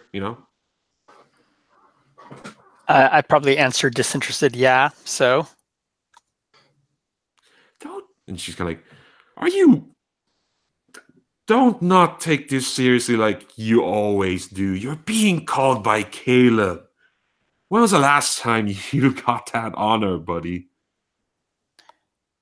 And I'm probably like choke on honor. I'm like, honor? Who are you talking about? I'm talking about Caleb, only the most important person on this ship, and he wants to talk to you later tonight.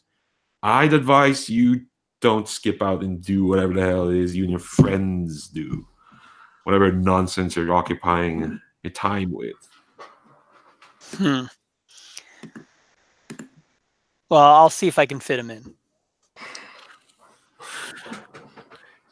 See that you can. Daring. And before she's gonna turn and she's looking away and she's like, Daring, don't waste your life like that. Be smart. I know you are. And then she walks away. I think, Kat, you get a visit from Sunflower. We met in the first session. She got knocked out by Moon. She was like the weirdly nice security. I guess she's head of security. When you notice, she's got a big bandage on the back of her head, and she's kind of like, and she got those sunglasses on. You're indoors, and she's like, "Yo, Kat, Caleb wants to see you here tonight." Is that? Don't start. You're not an idiot like your brother. And what does His Magnificence want to talk to me about? That's for His Magnificence to know, Kat. And word of advice, Kat, I'm only letting you talk this because we had some nice fun times back home. But don't... I know you're smart. You're only saying this because you can get away with me, but I'll let you slide, but you know not to do that with anyone else. Okay? I know I'm smart too. That's why I'm not wowed by Mr. Caleb. Well, there's a point, and she's kind of smiling ruefully. There's a point where that sort of attitude runs into a brick wall. And it's almost like she's kind of like almost touching her sunglasses. We'll see who gets run into the brick wall. Well, I hope it's not you, at any rate. That's the closest thing she'll say to like, yeah, you're right, and Caleb's a dick. That's the closest thing you'll get. Just be there. Cool. All right. All right. So I think, who gets there first? You think, or do you all arrive coincidentally at the same time? I think Kat will hang back and wait in the corridor heading towards Caleb's office. Just, she's got a bad feeling about this, so she's probably gonna scope out the situation before walking into it. All right. Who gets there first then? Kat does, but she doesn't enter. Oh, okay. So everyone else is gonna run into her. Cool. Yeah, I imagine Wings will probably be next. I don't mind. He can either notice Cat or not, depending on exactly what you're wanting to do. And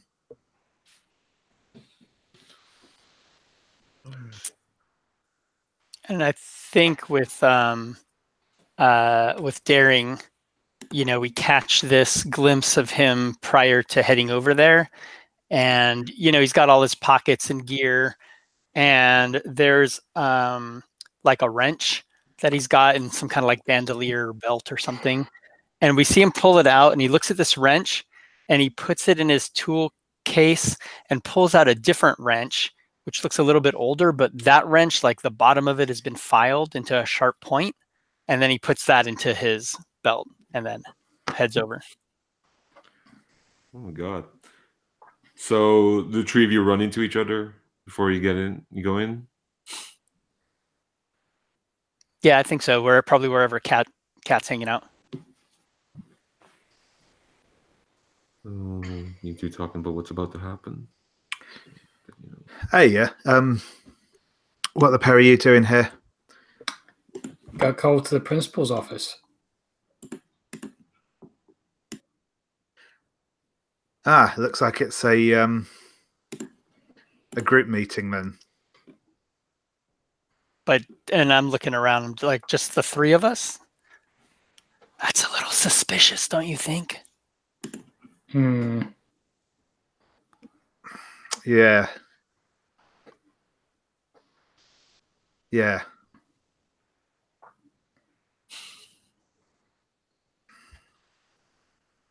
Who goes in first? I will, I think. As I press the button to open the door. I will go in.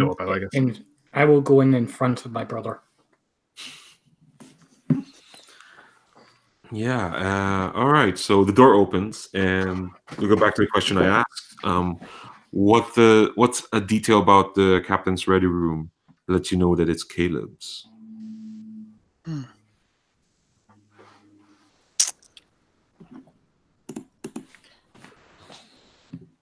I think on the other side, so there's like there's a table in the middle, like almost like a, I don't know, like a big table in the center of the room.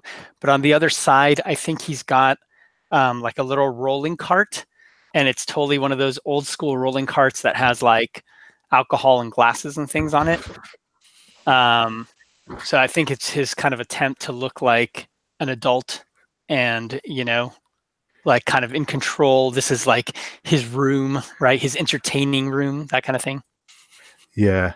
And I think kind of in counterpoint to that, while he is like trying to maintain this like air of authority and so on and so forth, he is still a teenage boy. So he's just got like his dirty clothes just strewn like across the floor next to his bed.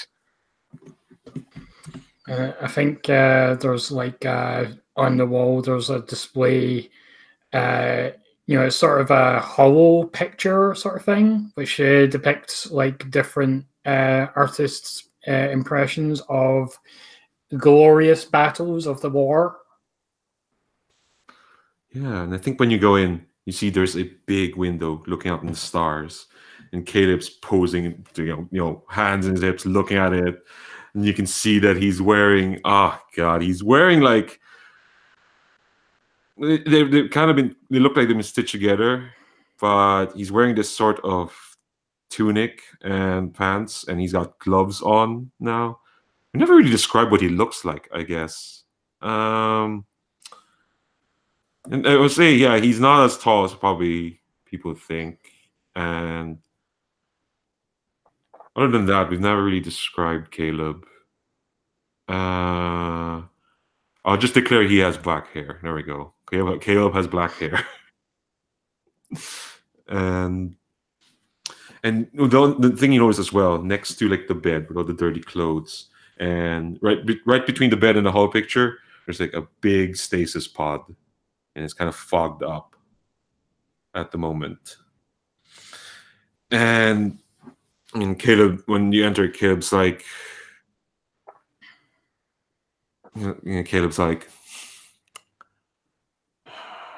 as always, the captain gets the privileges, while everyone else has to exit out of sleep with each other, fumbling in the dark down below. Captain gets to sleep here and come out and go straight to a nice comfy bed. Why do you think the captain gets afforded all these privileges?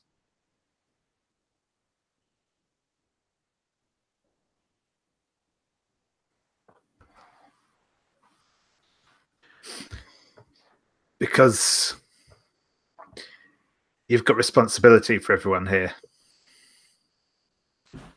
Exactly. Wings, you're always so smart. And he kind of turns around. You notice his patched up tunic is like a proper, like, it looks like a general's outfit. Like the buttons and like the gold lining. And he does not have any medals on him yet, but you can tell he's scoped out. This maroon tunic of his is scoped out to have some medals on him at some point. And he kind of marches towards you. And there's like a desk in the middle of the room. There's the alcohol bar, and on the desk is like the desk is empty. There's not anything there, and there's not anything there until he kind of walks up to the head and kind of gestures like, "Well, sit down. I don't want you all to be standing, aching." I'll lean up against the wall. I'll take a seat. Is he standing or sitting? Caleb is standing.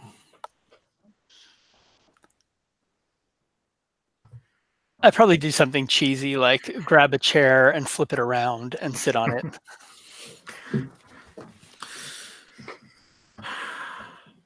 Trying to look tough for a 13-year-old. Yeah. Did we decide on Caleb's age? I think he's probably like one of the oldest in the ship, right?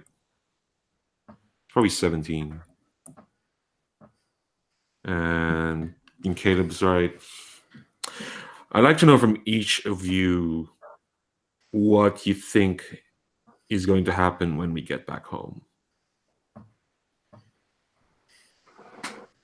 I mean, you all are people of note here in the ship. Wings is one of our best pilots. Daring is good at electronics, as I've heard from several people. And Kat, you were up to quite some adventures before we left, right? As were you. Yes, we found ourselves on opposite sides before, but that's the past. That's what this ship was, remember? We were all there. We all wanted to leave everything behind. Which I want to know if you also think that was the right decision.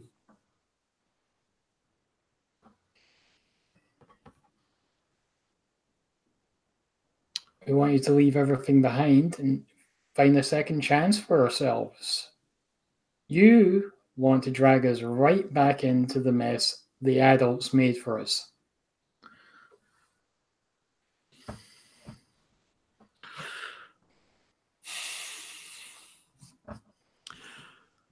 Well, you see that if you see that as me dragging you back, I'm seeing that as an opportunity, don't you think? Out there, you don't know what we'll find out there. You think we'll be lucky enough to I know find. exactly what we're going to find back there. So why dive into the unknown? You were a thief, right? You're not the kind who's going to break into a place or steal something without knowing exactly what it is and what you're looking out for. So why take a gamble? I like to explore. I like to find new things. I'm taking advantage of all this conversation to slowly slip my my wrench shiv. Like, it looked like I was being stupid and tough by putting the chair in front of me, but it gives me the opportunity to like hold it without Caleb seeing. Although I'm pretty sure Wings, like I'm probably sitting next to Wings, so Wings probably sees me handling this thing kind of behind the chair back. Yeah, and I think when you say you want to explore things, Caleb's like smiles and like, well, that's what makes you so useful, isn't it? You're all very useful to our ship. If only we could direct that to better ventures. That's kind of what I've asked you all here to at least not promise, but all this nonsense, all this back talk, it needs to stop. It's not for the good of the ship. It's dissension. It's a lack of unity. It's not good for everyone. I'd like to think you all care about everyone.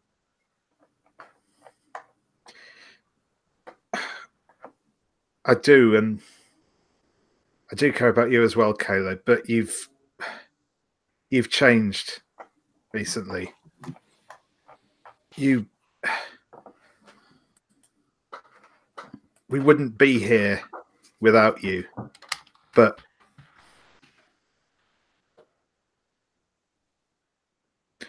it's like Kat said,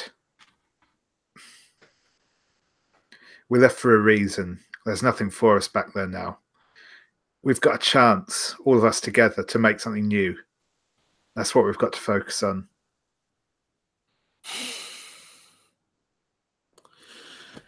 I didn't want to have to do this. But hearing that, Wings, it's not like there aren't inklings.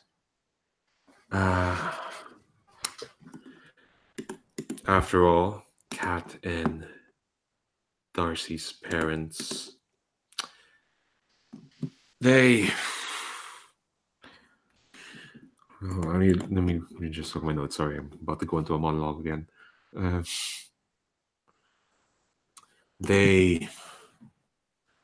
You know your parents, right? What made them think they could thrive having to look after a bunch of kids joining up with us like that?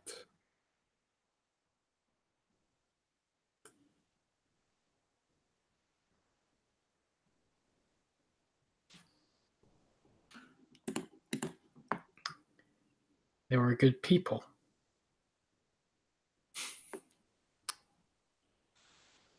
How is Caleb navigating our space, by the way? And is anybody else there? No. The only thing there is he's standing on the desk, just like looking at you, hands down on the desk. And when you hear good people, it's like, well, good people are more often than not idiots. All they tend to be are just obstacles. And what you didn't know is that the desk is actually there is like a holographic display, and he kind of twists a knob, and he's like, the only thing people are good for is being used to to make history, to get things done. And the stasis pod, it's all fogged up, but the fog kind of clears, the moisture clears, and you see inside the stasis pod is Grandma. And here's where the struggle starts. My objective is to convince you all to work for Caleb, or else. What's your hope?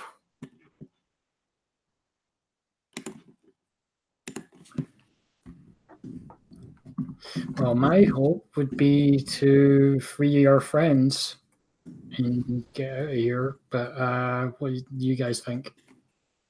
I think that's a cool. Yeah, that's definitely like good. Yeah. Yeah, that makes sense to me. All right. Okay, so I've declared the objective. You've declared your hope. Let me get this right. Scroll. Oh, exchange. All right. So who's going to stand up then? I'm going to stand. I think I've been fingering my fucking knife the whole time. I think this is where I'm going to jump up and attack him. And I think that well, the idea you have to roll behind first. that. Oh yeah, that's right. I have to roll. Fuck. You can't just say Can't just say that's what you want to do. What kind of game is Well, this? yeah, it's so weird. When did this 9. come out, actually? All right. Recently. I think it's only like a year and a half, a year ago. Right? Hold on. I forgot to put RPG into Google. Google, just give me. The Kickstarter was out a year and a half ago, but that Kickstarter was for a reissue and reprint. Yeah. I know this game is right. No, you're right. It originally came out a little while ago. Yeah. All right. So All right. Oh, so I got 9? a 9. Yeah. So I put outrage. That's what I'm using. I want to get revenge on Caleb. So I want to stab the shit out of him. Like I want to, take him down. And, maybe that'll have the effect of distracting him while other things happen or whatever.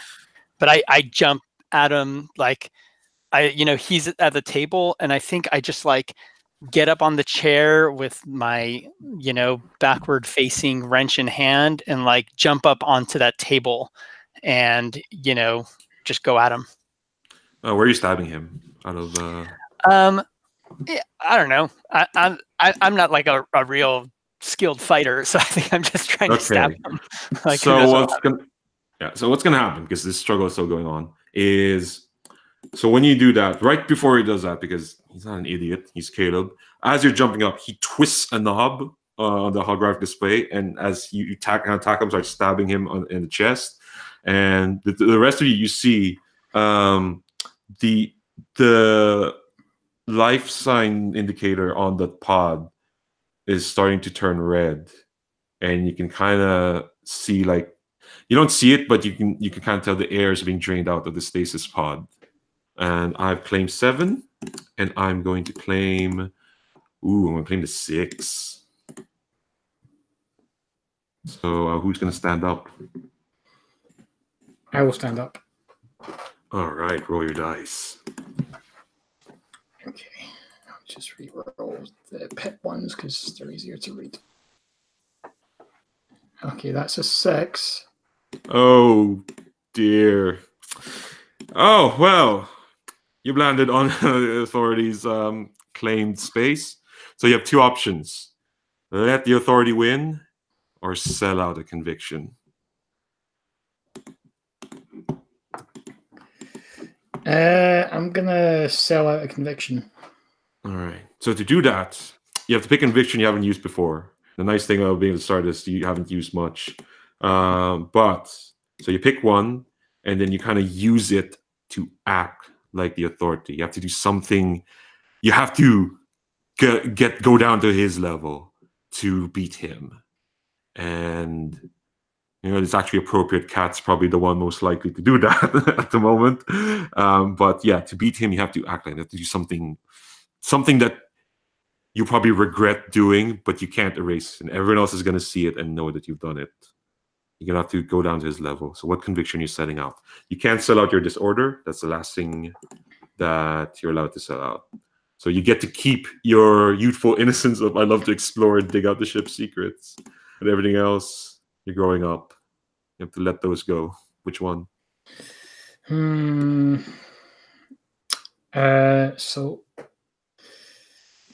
I'm just trying to think what she could do to because what I was going to do was to try and get the pods open. So The thing is, because you won, you kind of have narrative control over how that happens. So you can't say that's how the rest of the scene will go because you won. You won the struggle, but you have to describe it in a way that will make you go down the authorities level and whatever conviction you're selling out.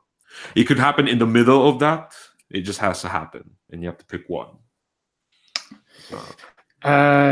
So I think we'll go for efficient. And I think like she just punches through the screen on the pods to let air in. All right. So I think, okay. So you fucking punch through it, and maybe you're bleeding as well, and you. I kind of want to see like it's this weird visceral thing because it's almost like you're ripping through the pod, and not desperate, but yeah, efficiently. I guess is that what you're going for? Mm-hmm. Maybe like the breaking glass, like Scar's grandma. Yeah, I think what it is also as well is that because taking people in and out of stasis pods, that's a delicate procedure, and Cat's trying to be fast and efficient, trying to do things the quick way, the easy way, so to speak.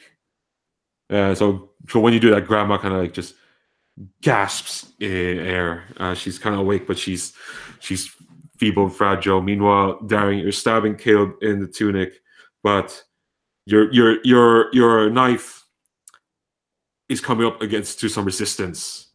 And then you kind of realize that, yeah, he wore that tunic for a reason. And before you can kind of realize what happened, he gives you a good one. He socks you in the jaw to get you off. And before he can do anything, he presses like there's a button. He's wearing this bracelet and he presses a button. And you hear alarms going. And he's disheveled. His hair is kind of like that. I think you managed to get through like one, so you can see like, but the thing is, he's already wearing maroon, so you can't tell if he's bleeding or not. And he presses the button, and he just snarls, "Another captain's privilege. You all better run now, but that's the nice thing with this ship. There's nowhere else to go." And I think it's time for you all to scramble. Mm-hmm. Who's carrying Grandma? That would be me. All right. What are you doing, Daring? I think like there's that moment where he socks me and I fall back, and maybe my my wrench kind of like skitters across the floor, and I see that we're starting to run away, and maybe like I'm looking back and forth at the wrench and at Caleb, trying to make like a judgment call, and I'm hearing the alarms. Maybe we start to hear somebody over like a loudspeaker thing going like, "What's wrong? I'm sending like something," right? And so then, yeah. And I think maybe at that point as well, I kind of grab Daring and deliberately stand on the wrench as well at the same time, sort of thing, and say we need to go. And he's going to hustle them both out the door. And he just, as he's leaving, he's just going to sort of give like one last glance back to Caleb before running down the corridor. Yeah, the last thing you see Caleb is he's disheveled, he's bloody, he's angry, he's clenching, he's almost animalistic. When you give him that look, he softens just for a bit, but you don't see what his expression changes because you run off and run off with Grandma. All right, won that at at a cost. All right, so we'll do one final scene. I think we have enough time for that because the last scene is just basically an epilogue anyway to set up the next episode. So I think we have enough time to wrap it up. I think this one is we're just gonna go straight into it. This scene is called. Just my notes. This scene is called "Who Wins." It determines who wins for this episode. This is where you recover from your setback and stick it directly to the authority. So the question, will Caleb take control of the entire ship? It's going to be answered here. And we'll see if the clique or the authority wins. And really, and it all comes down to the struggle in this scene. So, all right, who wants to frame a scene? What are you all doing?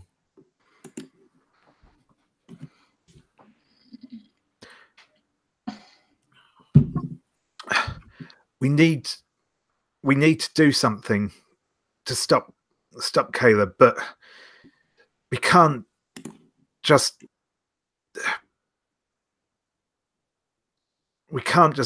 turn to violence. That's everything we're trying to get away from. We need to find a way of taking his weapons away for good. Okay, so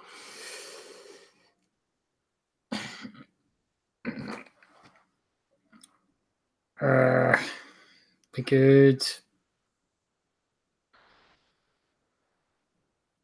Are we talking about the weapons that his guards have, or because I meant like the ship as a whole, I guess. If it can't be used as a warship, there's no point in us going back. And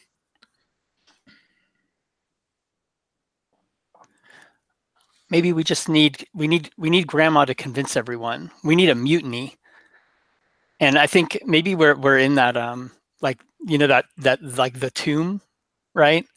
That we've ran off to, like that. I think the body's been moved into the corner and she's like recovering on whatever that bed is. And in the background. I don't think Grandma's in much shape to be making speeches right now. But I think she'll listen to her, unless we can find somebody else who's got that charisma. Maybe this is where we both look at wings.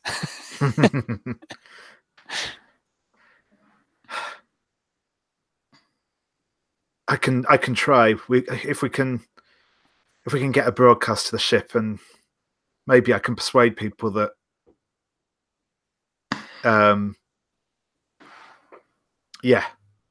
that we need to find a different way. We need to find something. We need to tell them that the ship is on our side. I think Caleb's just been keeping it a secret. They don't even know. Yeah.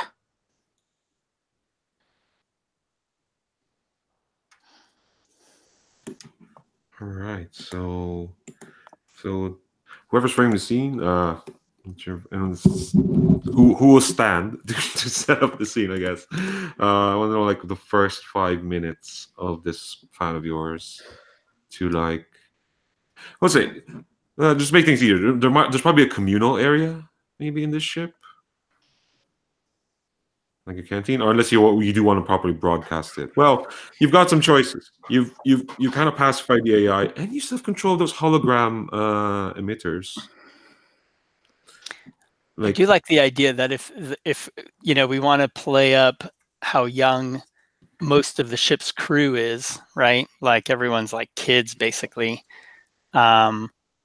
Maybe the main communal area is kind of like what would have served as like the school ground, right? Like it's kind of like the play area for, so like I mean, it's not just for kids, but like maybe the exercise yard, So there's all sorts of like equipment and game stuff, like basketball-y type sport, soccer things. I don't know, whatever passes for sports in our space world.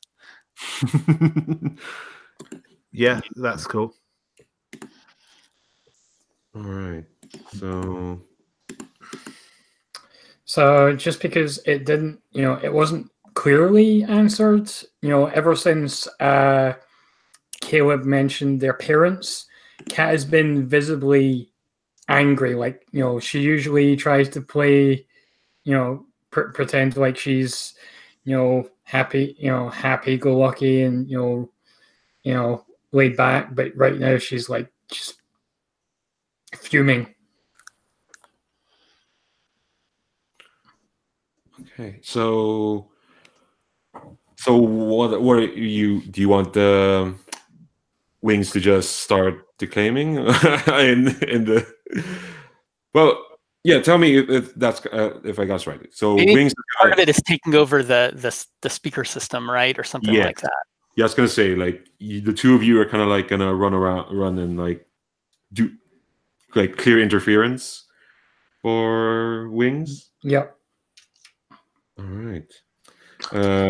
Hey, Cat, what did Cat sell out again, Robert? Fast. Fast. Okay, So got it. she's efficient now. Right. Remember, how do you cross out stuff and go with that? I'll just do that. Maybe put yeah, or that works. Yeah, that makes sense. I have an updated version of the sheet I'm working on, but Oh, nice. that's another day. Yeah. I do want to run this again, maybe someday. Anyway, yeah, that's another chat. Okay, so let me get this right. Daring, you're going to try and take control of the speaker system. Kat, I assume you're going to beat up whatever goons Caleb sends your way, because you're kind of like fugitives. You can do your martial arts free running stuff. In Wings, you just have to be your lovable self.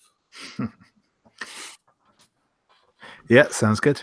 All right, so let's go to this communal area, and let's just say like it's fairly busy.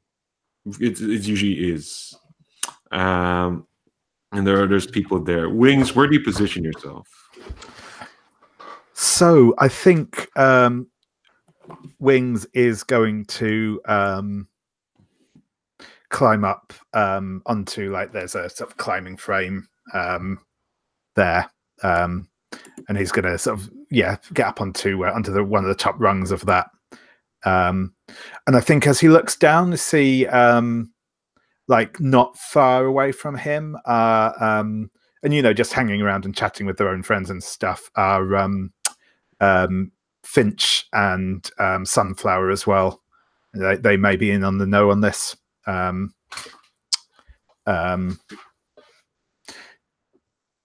yeah, I think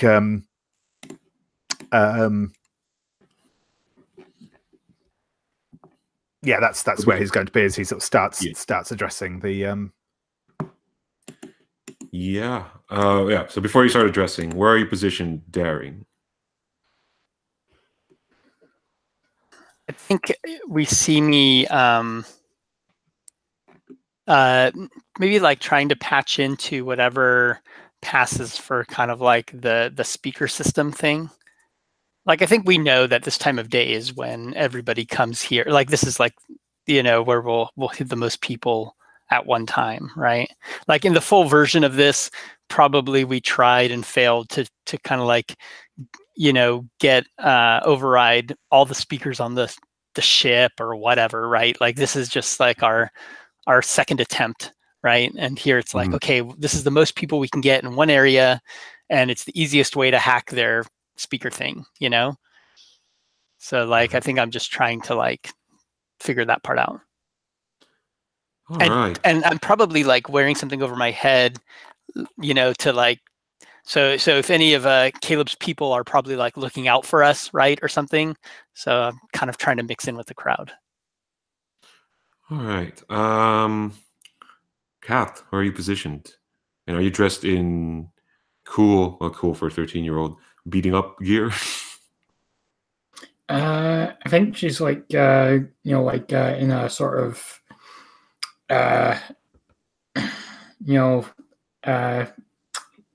sleeveless shirt and like actually, I think what she's torn off like one of the sleeves on the shirt that she had to bandage up her arm where she punched through the pod.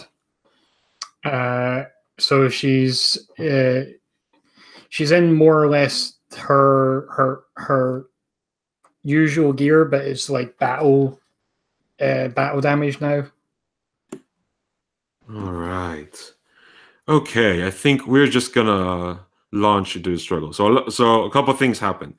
Once you get up on their wings, someone shouts, "It's Wings! Someone bring him down! It's someone bring him down!" And you can clearly hear it's Truant's voice. Meanwhile, Daring, you're trying to access this speaker system. You can tell, and because I do want to do a standard hacker Mavis Beacon teaches typing sort of duel, you can tell like the speaker system is actively being locked out at the moment. I think you just got there at the last minute to try and get into it.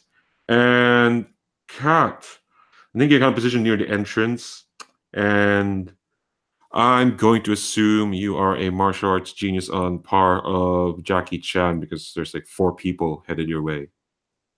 And they've got batons and they look ready for a fight. And they figured 4 is enough to take care of 3 of you. So I'm going to call for the struggle. The objective of the authority is simple: to shut you all down. What's your hope?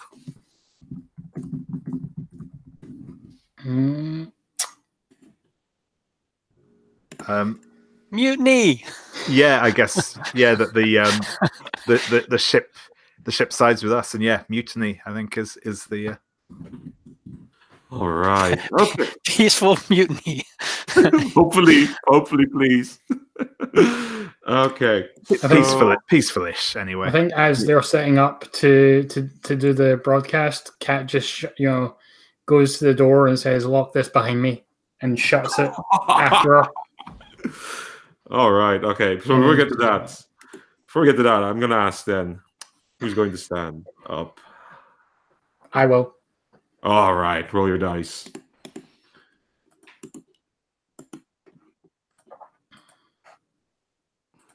Okay. That is 9. All right.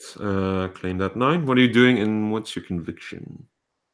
I am going to use free runner with martial arts skills.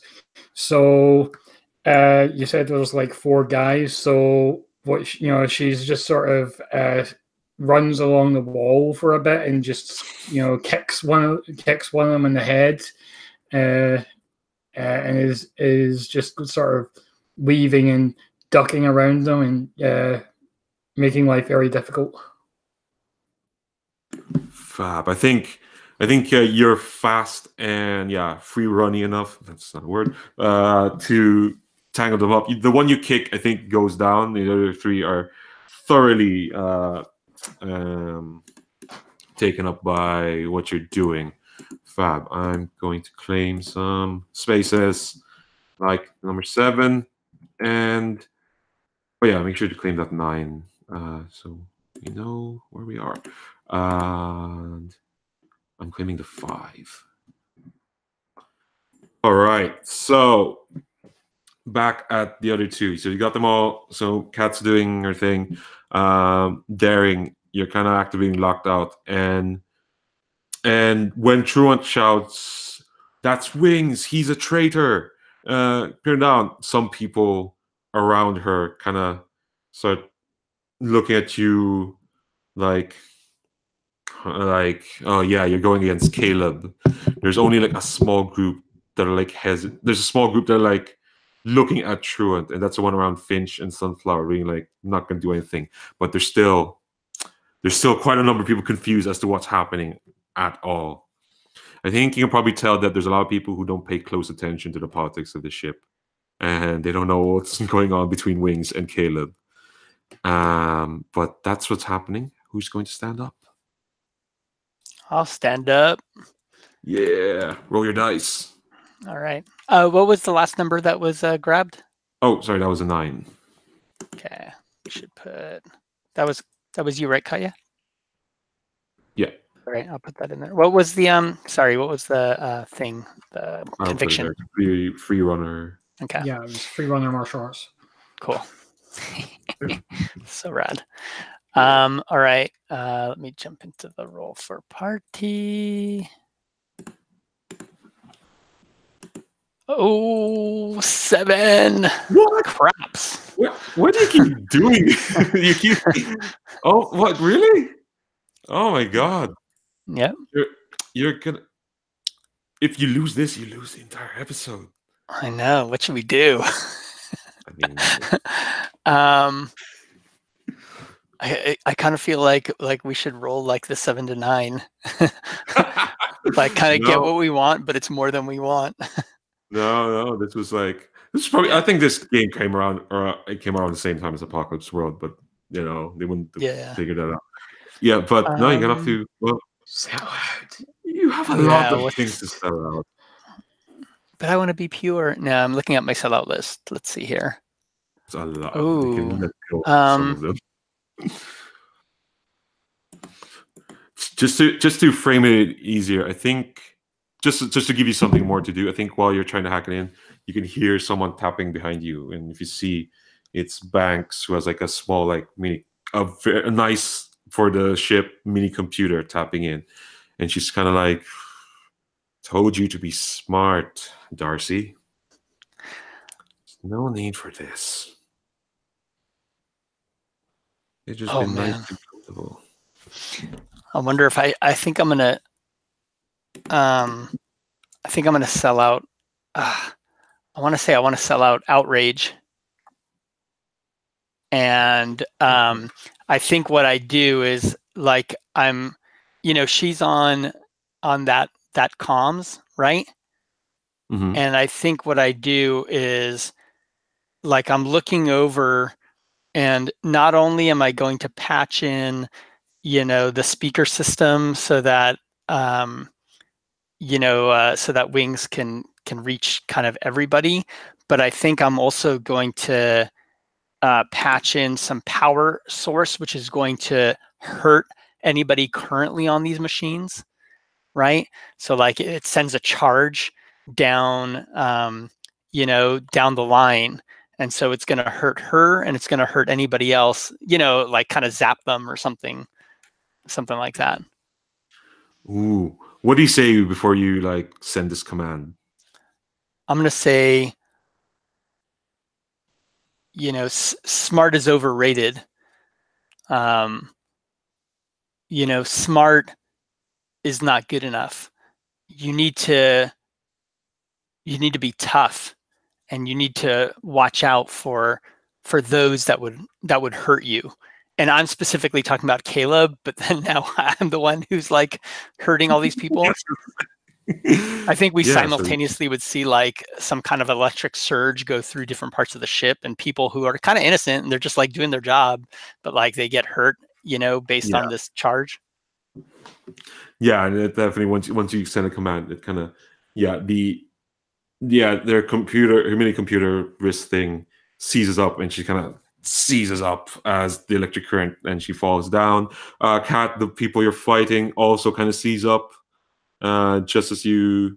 I don't think so. I think because what they have those wrist, the communicator wristbands that Caleb's been passing around. I think the current's going to pass the Cat, so Cat's going to be fine. It's more like you're just getting started, and then it all fell down. Meanwhile, in the communal area, the weird thing is, all right, you got. Okay, I don't want to go without hearing this speech from Wings. So, so you've won anyway. You as in, you have the chance to broadcast your speech now. Wings, what do you say? Speech.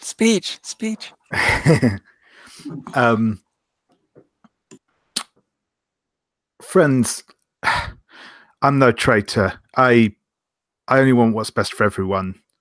And for a long time, Caleb did as well. And he's led us well. He has. But the path he wants to take us down will only see everyone hurt and everything we've worked together to achieve destroyed.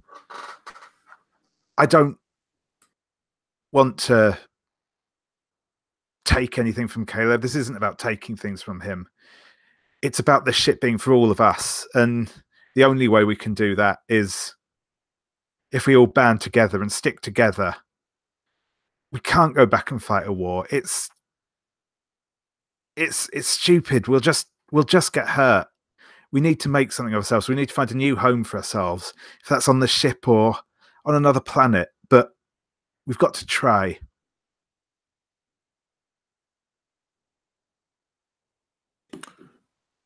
I think it's not an instantaneous effect. No one's gonna not everyone's gonna just start clapping.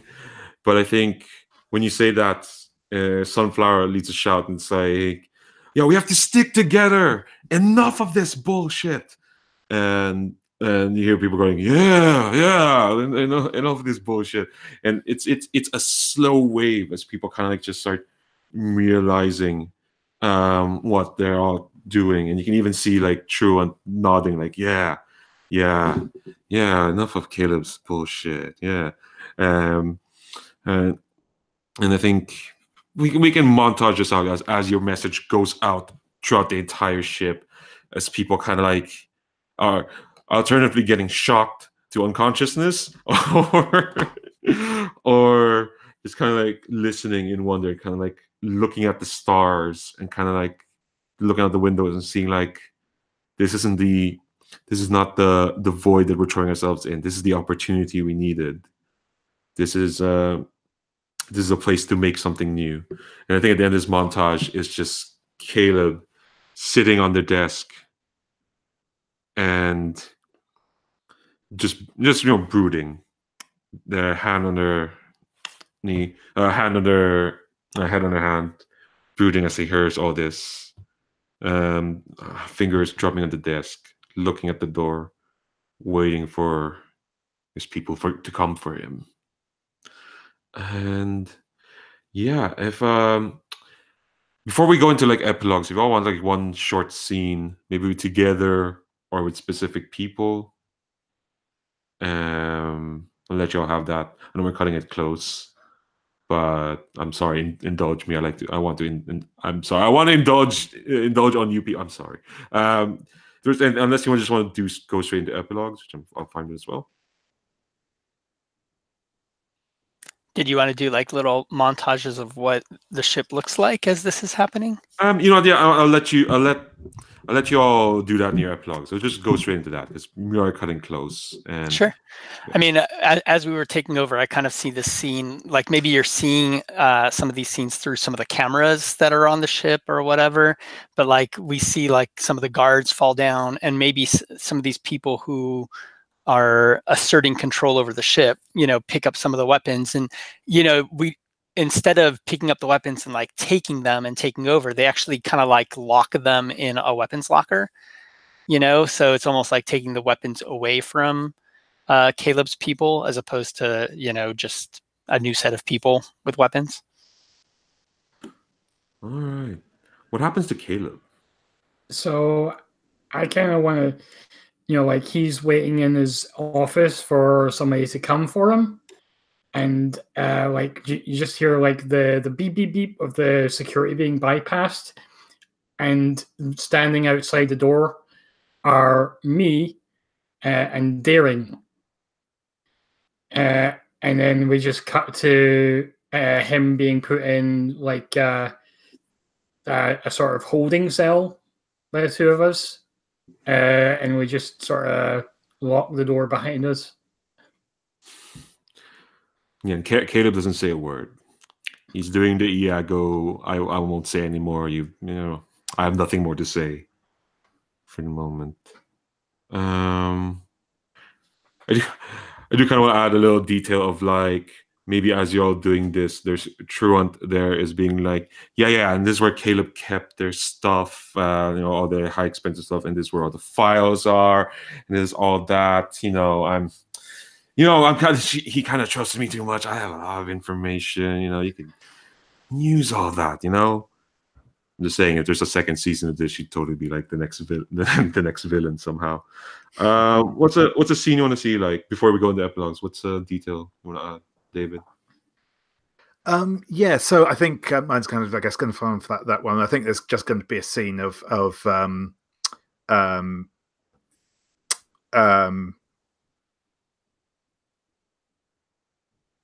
Wings taking sort of a tray of food and drink and stuff to Caleb's cell, to Caleb's cell, sort of sliding it through the little hatch thing. And they kind of look at each other for a minute, but neither of them sort of says anything, and closes the hatch and walks away.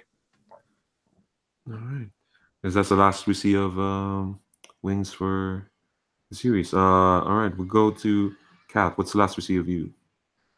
I think the last we see of Kat is she's in observation room, sort of looking out at the stars, and just looking out with hope for where the ship takes them next. All right, and Daring, what's the last we see of you? I think we see Daring talking to the AI, right? Mm-hmm. And the last we saw of Daring, he kind of went over the top, right? So I think he's talking to the AI, and the AI is asking questions, right? And the questions have to do with, how to act appropriately, or, what to consider in a certain situation. And I think Daring's answers are not measured, right? We can see that the situation has affected him, and he's gone a little bit off the deep end. And we're not sure whether or not that's going to have an effect on what the AI is learning from him, right? So there's that question mark at the end. Yeah. All right. I think we'll leave a final shot of the Sleeping Siren going off into space to brave new worlds, hopefully. All right, I think that's it for Misspent Youth, Last Day in Heaven. Thanks very much for playing. Thanks for whoever's watching for watching. I'm going to stop this broadcast. Say goodbye to YouTube. Bye, YouTube. Bye.